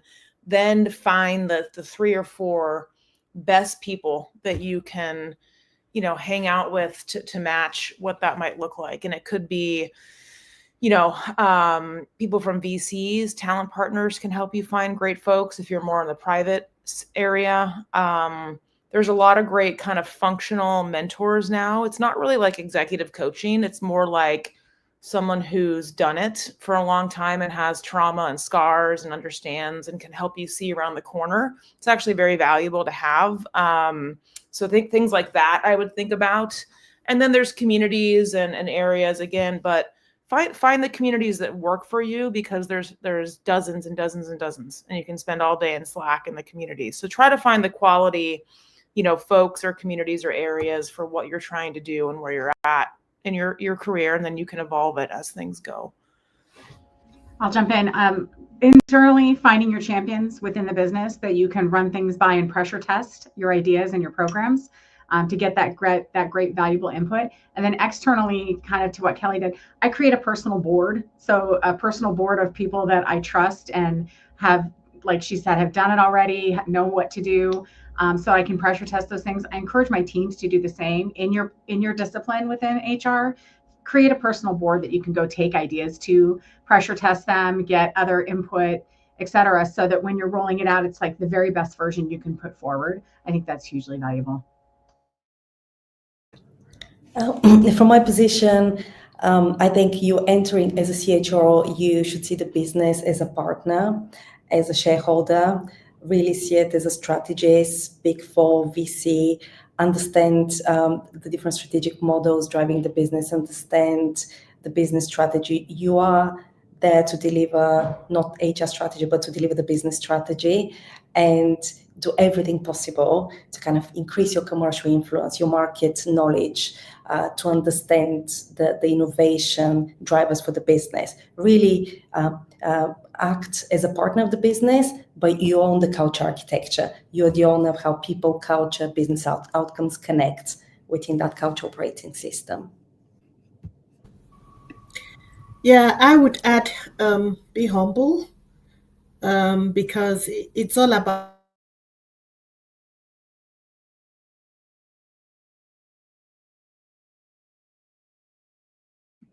I think we've lost her. Evelyn, anything to add as we close? I think there's always the temptation to go into short-term delivery, and there's nothing wrong with quick wins, but be sure to have a thorough listening tour before coming up with any solutions. No? Yes. Okay. Yeah. Okay. I think for me, it's one, being able to find your own tribe, just find people who are more or less even seeing that picture of success, seeing positive energy. I think is fantastic when you're also having to do so much. And this is where also our own well-being is important. I think it's really key. Having your own rituals around what is negotiable for you, but also what's your voice. How do you amplify your voice around the things that matter around HR, around the business, and getting your own rhythm, because I think cadences are important so that you can also pace yourself, but also when you need to adjust, then it becomes much easier when you already have some rhythms that help you manage the expansive nature of the job.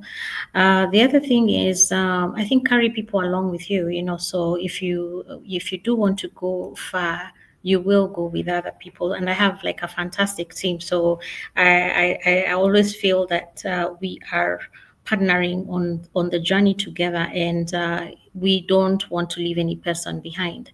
And then, of course, the mentoring piece. And for me, it's both ways. It's reverse mentoring as well. There's so much going on right now. So, for example, if you think about all this talk about AI, adoption, fluency, and all that, some of the times I've had to also incorporate, okay, what is the younger generation, for example, the Gen Z is talking about. You want to understand perspectives before you kind of even roll out anything. So you test it with people you also can trust to give you like really clear feedback, and just take that feedback as something to really enrich whatever it is that you're doing in the organization. And then just making sure you can maintain a I'm so position. sorry, Evelyn. I'm so sorry to interrupt you, but we have to close. I'm so sorry. It's such great information. Thank you. I just don't want to encroach on the next panel. I could talk to all of you for the whole day. Thank you all so much for being here. You've shared such rich information. If you've been watching, connect to these folks on LinkedIn. This can be part of your community. Thank you again, everybody. The next panel up is performance metrics and impact measurement. And thank you all so much. Thanks for the great chat, and we'll see you soon.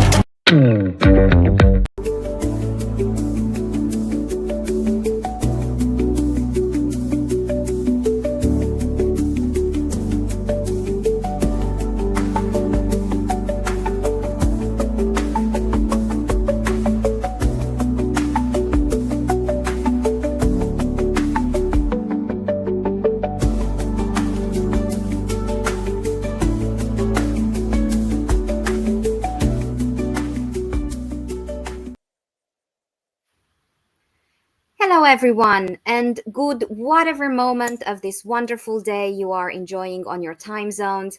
I hope I am correct in saying that this is the last panel of the first day of our summit, and we will be using the next 40 minutes or so to talk about performance metrics and impact measurement. My name is Minola Jacques. I will be your co-host for the next panel. We have an amazing lineup of speakers, and I will ask wonderful Jessa to bring them up on our screen stage. And while they are settling in and getting used to seeing their faces next to each other, I will encourage everybody in the audience, do consider this conversation space just as much yours as it is our speakers. So whatever it is that we are discussing about in the panel, always make sure to use the chats generously, and do let us know your own experiences, your own stories, your own learnings, your own thoughts. And not only will you help us travel around the world vicariously through your comments, but you will also contribute to the joint learning in this community. So I will end my blabathon here, and we'll make sure that we make the most out of our very short time together. And you know the drill by now. What I will do for this first round of intro alone, I will pass the e-mic around clockwise as you are on my screen, and I will ask you to first shortly introduce yourselves. And I was thinking about the icebreaker, and I came up with this idea. Please feel free to hate me for it, but we will give it a go. As you think back to your most recent conversations around performance metrics and impact measurement, what is the thing that stayed loudest on your mind? It can be a question, it can be a word, it can be a takeaway, but please make it punchline style. So otherwise, no pressure. Donnie, you go first. Welcome. It's good to see you on our screens. Good morning, everyone. Yes, my name is Donnie. I am an HR business partner with a car wash company located in San Diego, California. My background actually is in operations. So I spent almost 20 years in operations before transitioning into HR. So I view things from a very operational lens. So I think, the impact measurement metrics tagline that stuck with me is that we need to give up lagging indicators. Thank you. Cassandra, good to see you. Welcome. Hello, Manola. Thank you. I'm Cassandra Lammers. I am a total rewards leader with 20 plus years experience, mostly in tech. And I would say the sort of key takeaway most recently for me is for public companies, what gets measured publicly versus what gets measured privately can be different. And that can actually cause some friction. So you need to take that into consideration when you're designing what your metrics look like. Wonderful. Thank you. Depti, hello. Hi, Manola. Good to see you. Hi everyone, this is Deepthi. I head HR for Conviva India, and we've just come out of our mid-year reviews, and one of the conversations that we've been having is how do you look at the learning curve and how do you measure one's learning curve in the organization and the learning slope in the organization? So that's good food for thought. Thank you. Christy, welcome to our conversation. We can't hear you at the moment, and I think you're on mute. Of course it is, right? You can hear me now? There you are. There you are. Apologies. Hello, everyone. Christy Jones from Achievers. I'm the VP Employee Success here at the headquarters in Toronto. I've been in the HR space for 20 plus years, and I would have to say performance is definitely one of the areas that I do enjoy digging into the most. And the thing that I would say resonates the most out of some of our recent conversations around performance is, what's the story behind the metric? Wonderful. And thank you for completing our panel today, Karina. Good to see you. Hi, Manola. Hi, also happy to be here. Thanks for having me. I'm Karina Young, VP of People over at 15Five, based out of Bozeman, Montana. Although right now I'm based out of a phone booth in a WeWork in New York City, because that is how life is at a remote organization. I'll say the thing that stood out to me most in recent conversations around performance is just the theme of simplicity. How do we help our employees and our managers work through a performance process that is easy in their flow of work and really meaningful? So kind of getting down to the moments and the definitions, the ratings that matter most. Well, thank you all for being here. A lot of conversation candies that you dropped in your intro round, and I will make sure I will come and collect on these mental post-its. But I was thinking, I heard recently something that was quite popular a couple of years ago, that the future of work is the now of work, and the future is here. So I would really like to spend a few minutes in our conversation to look at, with everything that is going on, big changes, small changes, ways of working, hybrid ways of working, every nuance of change that you experience in your organizational work. What do you think are the biggest priority, big ticket items, topics when it comes to the performance metrics and impact measurement? I heard what's the story behind the metric, what gets measured and equally what gets transparently communicated. So it's really your playground. What are the number one priority topics in the field of performance metrics and impact measurement in the now of work as you experience your interactions? And what I will do, for some reason, you know me by now, I always go diagonally. So Deepthi, please be our pioneer, and then everyone, the unmuting competition will be officially open. You just build your own conversation. Given all the changes that we're experiencing with AI taking over the world, I think one of the biggest topics that we're talking about priorities is, how do we look at business impact and outcomes? Are we measuring activities? What is really the factors that we're looking at, and are we focusing or over measuring as well? Are we focusing on every small thing that we're doing, and are we getting lost in that story? So those are a couple of topics that have emerged. Yeah, Deepthi, I think that's such a great call out and a starting point.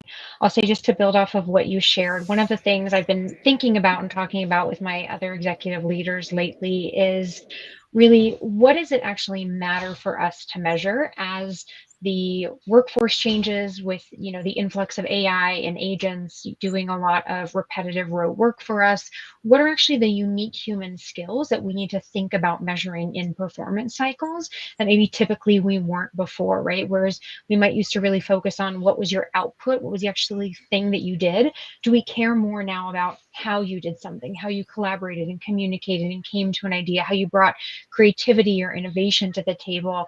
A lot of people get nervous and fearful of AI and where it's going, but I think it's a really unique moment for us to lean more into the human skills that we bring and bringing that lens into our performance process. I think you Really bring up great point. yeah, sorry, go ahead. No, go ahead, Christy, it's fine. I was just going to say, yes, I do think that is a good point. When we look at, and something that I sometimes even wrestle with is, the numbers, yes, are important and they give us that clarity and they help us keep track of progress, but it's not necessarily telling the whole story. Right. So what might have worked for me is pairing those hard metrics with perhaps those softer signals. So for example, if we look at performance rating as a goal attainment, but then we also consider that feedback from peers, perhaps engagement scores, or even some of that anecdotal evidence from skip level conversations, I think it really is more than just the metric, which was one of my taglines at the beginning, because it's really more than just the numbers. It's, how has this individual evolved? For example, if the numbers are strong, but the team is struggling, that likely is a flag. And then vice versa, if someone's metrics are then maybe just average and they're building incredible teams and they've got cohesion within that team, and then they're also solving some of those big systematic challenges, I think that's impact that we really shouldn't overlook. So it's really that balance between, say, the quantitative and the qualitative when you're really looking at overall performance. At least that's from my perspective. Yeah, I think I'm loving how this is building. The thing I would layer onto that as well is the thought of sort of individual performance versus collective group business performance, right?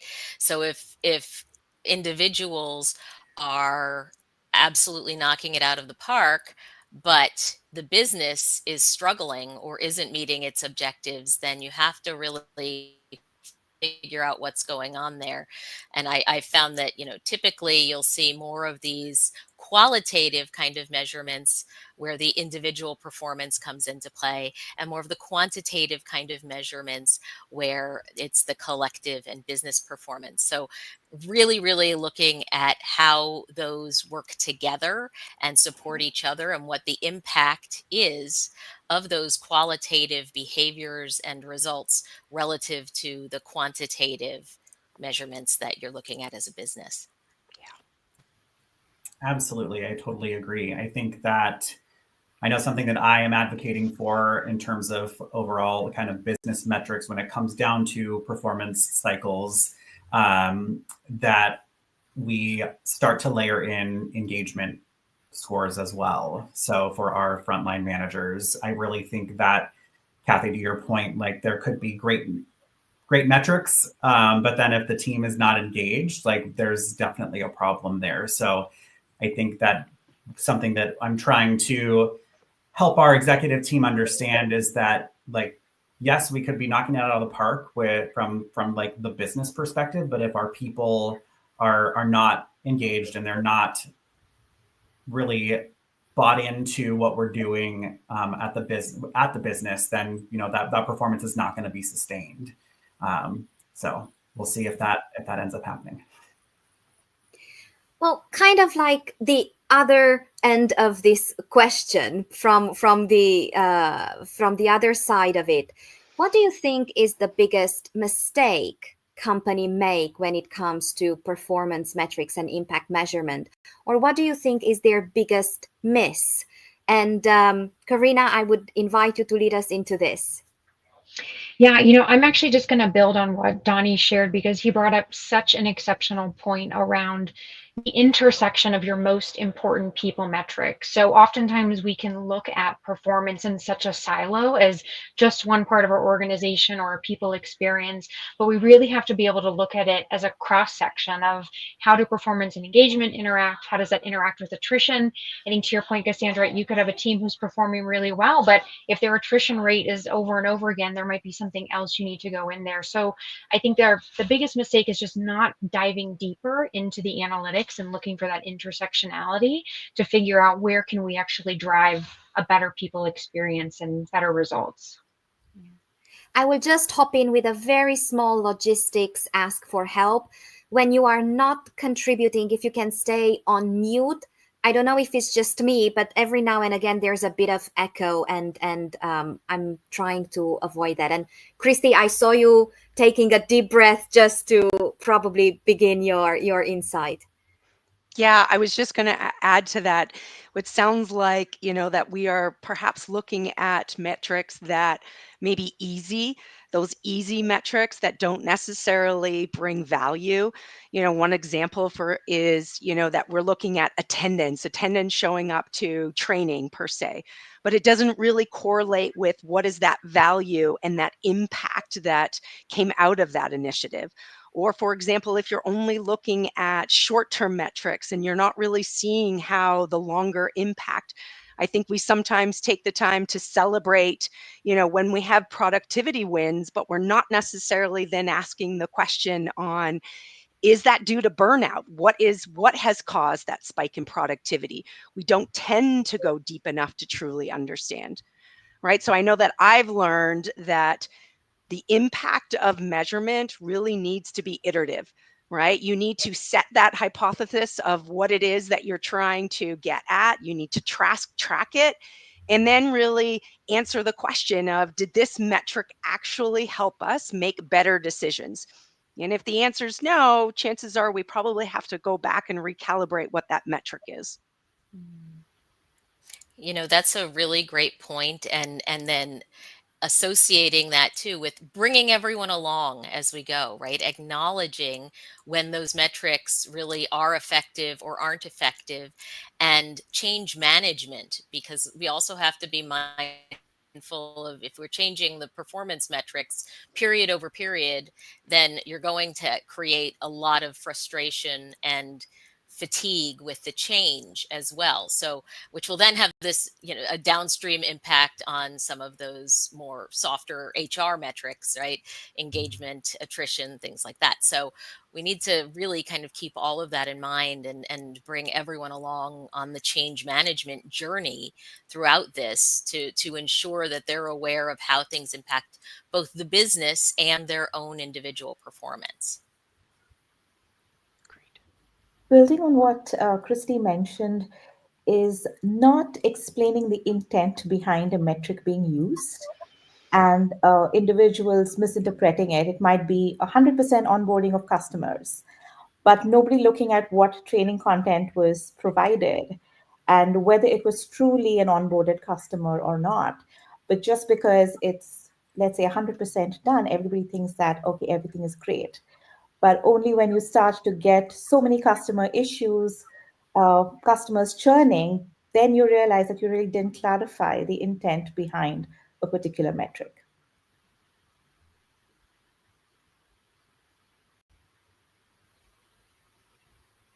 Oh, I had a moment. I thought you froze on my screen. You were all listening so intently. It was almost no motion. But I would like to go back and pick up on a topic that we just mentioned and then moved forward. How do we make sure that the metrics that we use ensure the right behaviors in our organization? And I know the word right has quite a lot of judgment embedded, but for lack of a better word, how can we use the metrics to spark and nurture and encourage the behaviors that we want to see across our organizations? And Cassandra, if you can lead us into this, and would love to hear from everybody else. Thanks, Manola. That is one of the I think biggest questions in both designing the programs themselves and designing the metrics is driving those behaviors that you're looking to drive. So for me, really, a huge piece of this is stepping back and saying, okay, what are the behaviors we're trying to drive? How do they align culturally with whatever the business is doing, right? And what we're trying to do, and again, bringing everyone along for that journey as they are employed their entire life cycle as an employee, understanding what that means, what's expected of them, and how that relates to those business results and those business metrics. So really creating that engagement points along the way so that people understand what those behaviors are, which are going to be different anywhere you go, but what the desired behaviors are and how to achieve them, and how that then relates to the business results, why those are important.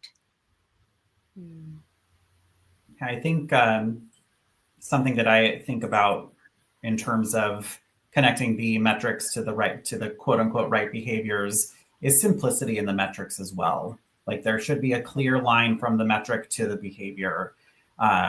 So I really like that approach, Cassandra, taking a step back and thinking about like what is it that we want to see across our teams, but then the next layer is how does that link directly into the metric? And for our teams out there, my company has a lot of frontline employees, so out in the field. So really the simplicity is key, because then they know exactly what it is that they are going after to achieve that result. Yeah, just to build on that, definitely agree that this is where you need to be really intentional, right? Intentional on what it is that you're trying to track. I've also found that it's helpful to sometimes pressure test those metrics with those people that are affected by these metrics. So asking them, if this was measured, what behavior will that incentivize? What behavior will actually change?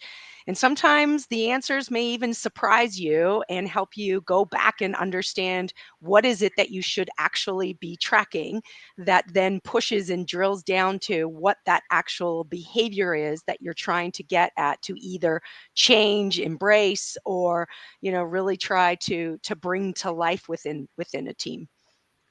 It's not just about what we measure. I think we really need to pause and really look at I like to look at the what and the how, right? It's also that how piece on how that comes to life, how the actual individual behaved when it came to getting that desired outcome.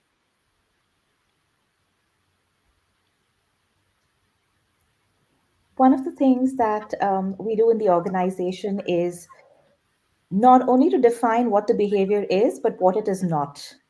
An example is eagerness to understand and solve customer problems. It doesn't mean that you have to say yes to everything that the customer is saying, but also to be able to say, no, this will not work, or this is a short-term measure, it will not yield long-term results, so we should not be doing this.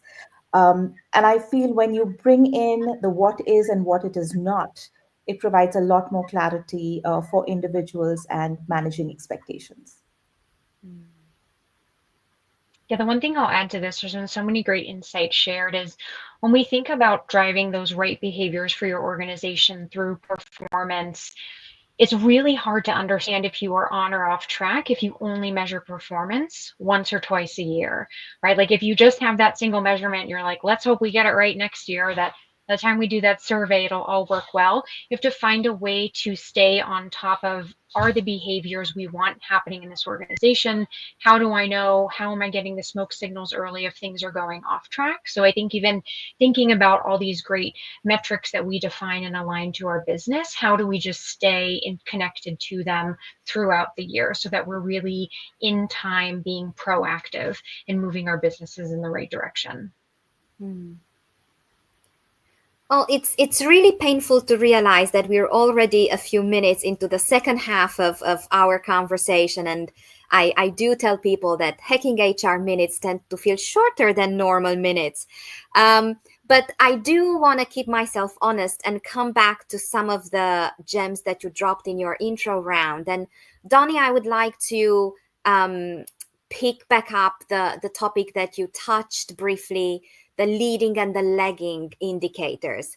Can you start a conversation going a little bit deeper in that for our audience? Absolutely. So when I think about metrics, I think of them in two buckets. So we've got leading indicators that kind of predict future outcomes, and then we have our lagging indicators that kind of really confirm what's already happened.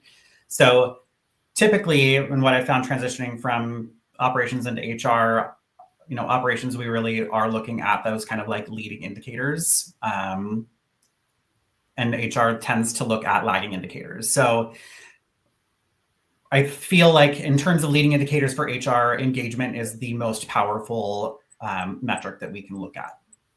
So when engagement scores trend up, we often see improvements across customer satisfaction scores, productivity, and even within safety metrics. The other one is internal mobility that I really like to look at from an HR metric perspective.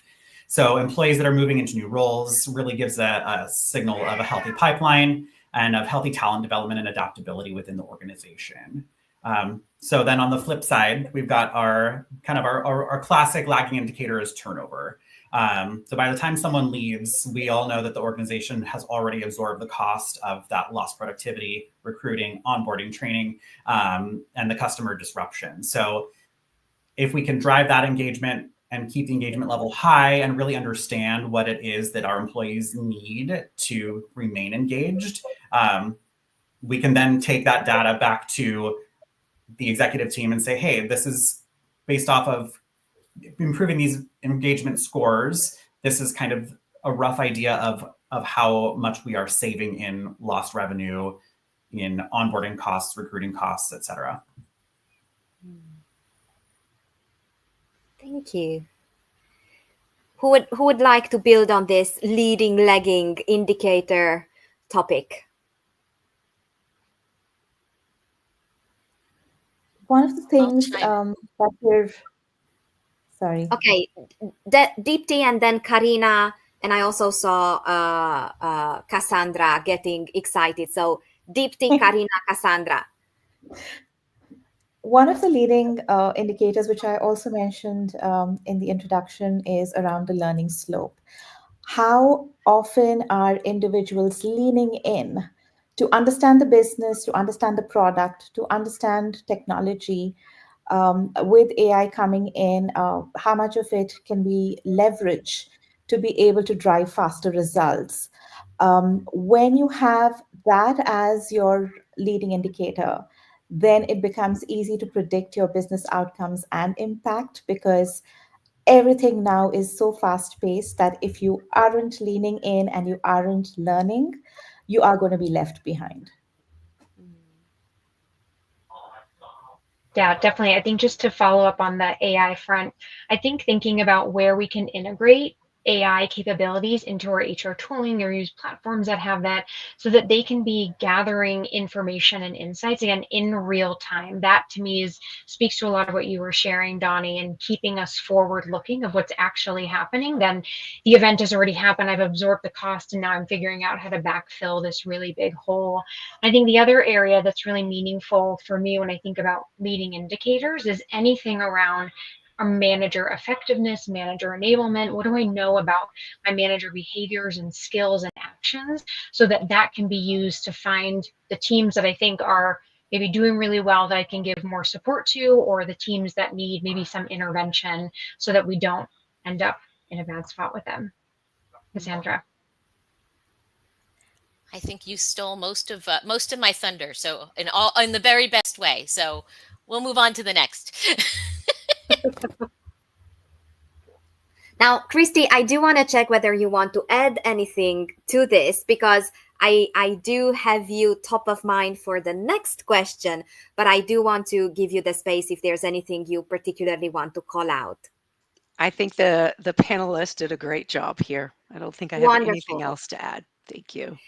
Then I will steal with pride Donnie's term of indicators buckets. And I will ask you, Christy, to lead us into a small slice of the conversation around how do we balance the buckets of quantitative indicators and qualitative indicators, keeping in mind that, you know, some leaders have very strong personal preferences towards one or another. So also, how do we balance these two to minimize and mitigate against biases, against, using data for our own stories and inner beliefs? Yeah, I would say what primarily has worked for me in the past is really at the beginning when you are setting goals and you're going through that process is determining what really is the weight between the quantitative and the qualitative, the what and the how. I've been at organizations where it's been a 50-50. I've been at organizations where it's been more of a 60-40 or 80-20, depending on where perhaps you are in your business life cycle and what it is that you need to drive or push. For example, if you're in a high growth state, you're probably going to put more weight against the quantitative metrics and perhaps leave 10 to 20% around the qualitative. But I think it's really important to set that up front so that the baseline is set so that when you do get into, say, calibration conversations around performance, that is clear going in so that you don't necessarily have someone coming in too heavy on one side and not the other. Because it's really about creating the space that both the data and the dialogue can come to life to understand where this individual is trending against their performance.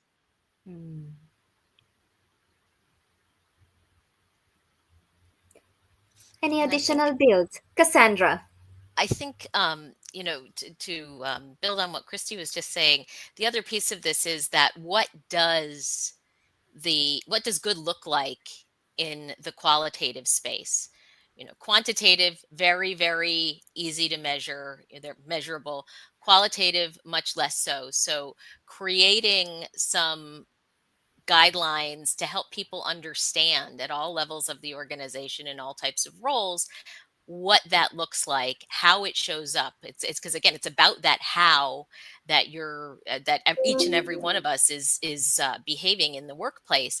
How does that look when we show up at work, and what does good look like, so that we have some objectivity in the measurement of those qualitative behaviors? Because I know one of the things I've found over the years is you can have really wildly varying subjectivity around qualitative measurements. So trying to make those qualitative measurements as objective as possible. I think that's a really good ad. Thanks for that, Cassandra. Deepti brought up a great point on this earlier that I've used for qualitative measurement, which is when you have it, being really transparent about what is the qualitative behavior, what is it not, and then being able to give some actual real examples. We did this recently in a values refresh that we launched, where we created a guide that was, here's the value, but here very specifically is what it could look like. Here's examples of real interactions we've seen in Slack and different conversations and how this would play out, just to bring it more to life. I really love that you brought this up earlier, Deepti, and think it marries well with what Christy and Cassandra were just saying. Yeah, we have done something similar to putting out a guide. We didn't do a values refresh, but we did a competency refresh recently. So we put out a guide that's similar. It kind of lists out like the core behaviors of the competency, really what it looks like in action, and then also some recommended developmental actions for anyone that's looking to either grow in their current role or potentially grow into a new expanded role. And so I think, in terms of, Christy, what you were talking about of those quantitative and qualitative, our performance cycles, we actually do a 50-50 right now for our leadership. So it's 50% metrics, 50% skills and competencies, but those behaviors are all really very clearly called out. So trying to, Cassandra, to your point, remove as much subjectivity as possible to really clarify what good looks like. I was sitting here thinking that, to say that our organizational realities are fluid is such an understatement. One of the most used and abused expressions nowadays is that change is the only constant, right? So I was wondering if we could take a few out of our last 7 minutes or so, if we can take a bit of time to really look at when and based on what signals from the organization should we look at refreshing our metrics and our performance indicators. And are there specific signals that you look for? Is there a recommended frequency? Any kind of guidance that you can give around when should we refresh our performance indicators would be appreciated. And please jump in as inspiration strikes. For me, this gets back to as well that sort of public company view of what investors are looking at and how investors are measuring the success of the business, and kind of working backwards from there, but also understanding that looking at the performance metrics, sometimes it's not going to be spot on every time, right? So you may set up a metric at the beginning of a period and think that it's really the metric to measure what we're looking to do and achieve, but then in reality, as the business continues to progress, things may change and you say, you know what, this wasn't the best metric. So owning that as well, and saying, you know what, we thought this was going to be a good metric, in reality it wasn't, and changing it as opposed to letting it linger and actually exacerbating a problem of something that's not really measuring the results that you're looking to measure. So it's kind of a two-way street in my mind. Yeah, I I've think it's also really seen such a quick. Sorry, Donnie. go ahead. I've also seen very quick transitions happening over the past few years. Earlier, a metric would be probably there for a year and saying, yes, this is what we're going to measure, and this is the company's business outcome and impact and everything else. And now, given how fast-paced things are, sometimes metrics can change in a quarter or in 6 months because we're evolving as a business. And that does create an unsettling feeling amongst the employees in the organization, wondering whether we lack a sense of direction. But at the same time, if you don't keep pace, it is going to be a challenge, and you can't sit with a metric that no longer makes sense. So the faster you iterate is better than sitting with something. Did you want to jump in, Donnie? No, go ahead. No? Okay. I was just going to add, I think we've, at least in my time in HR, have come from, you look at metrics at the beginning of the year, you set them from the year, and you hope that they're going to stay through for the entire year. Where I think now we need to be much more agile. And I think looking at and reviewing your metrics, your goals on a quarterly basis is much more healthier today than ever before. And not necessarily that things have to change every quarter, but at least doing the due diligence, especially at the senior level, to be able to cascade that down, to do that check-in. I used to think that once at mid-year was enough. That was maybe in my time that I spent in CPG. Being in tech now for the last 4 years, I feel it's constant change, right? So the ability to be able to really zone in on those metrics on a quarterly basis, I think, is really what's going to set individuals up for success, and for those employees to truly understand what's expected of them and what they need to deliver to be that good to great individual. And I'll just add to that, having the right kind of process and technology to facilitate those kinds of agile reviews and speedy reviews and processes that are low lift to the managers is really, really critical to the success of any of this. Because if you don't have that, it just becomes a burden, and people do not want to really engage and participate when their engagement and participation is critical to the overall success of the process.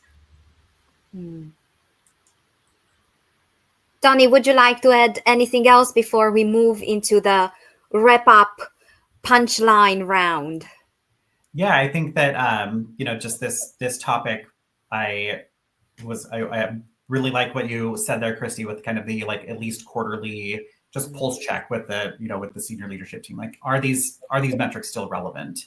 I think that is such an important thing. And when we are having those conversations, for us in kind of influencing and driving any potential change, is really understanding, are there any shifts in what the business is trying to achieve, right? My industry is pretty stable, but I know, like, people that are in tech, or especially in the world of AI, things are changing, at breakneck speed. And we do have to have that really fast iteration in order to stay at the forefront and keep those metrics relevant for really what the business is achieving.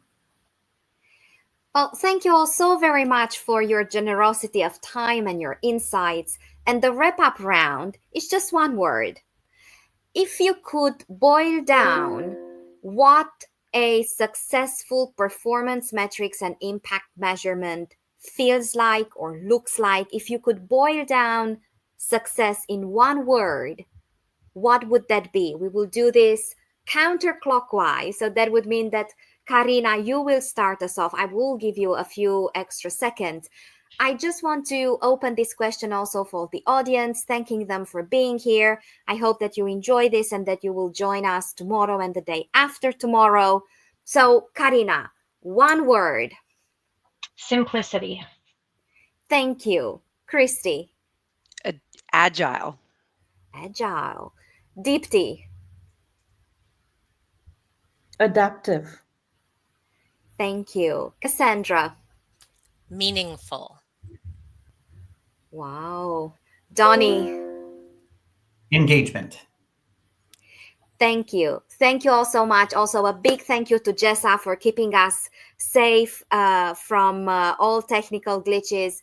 Thank you for being here, and I hope I get to welcome as many of you as possible over the next panels, over the next days. Thank you.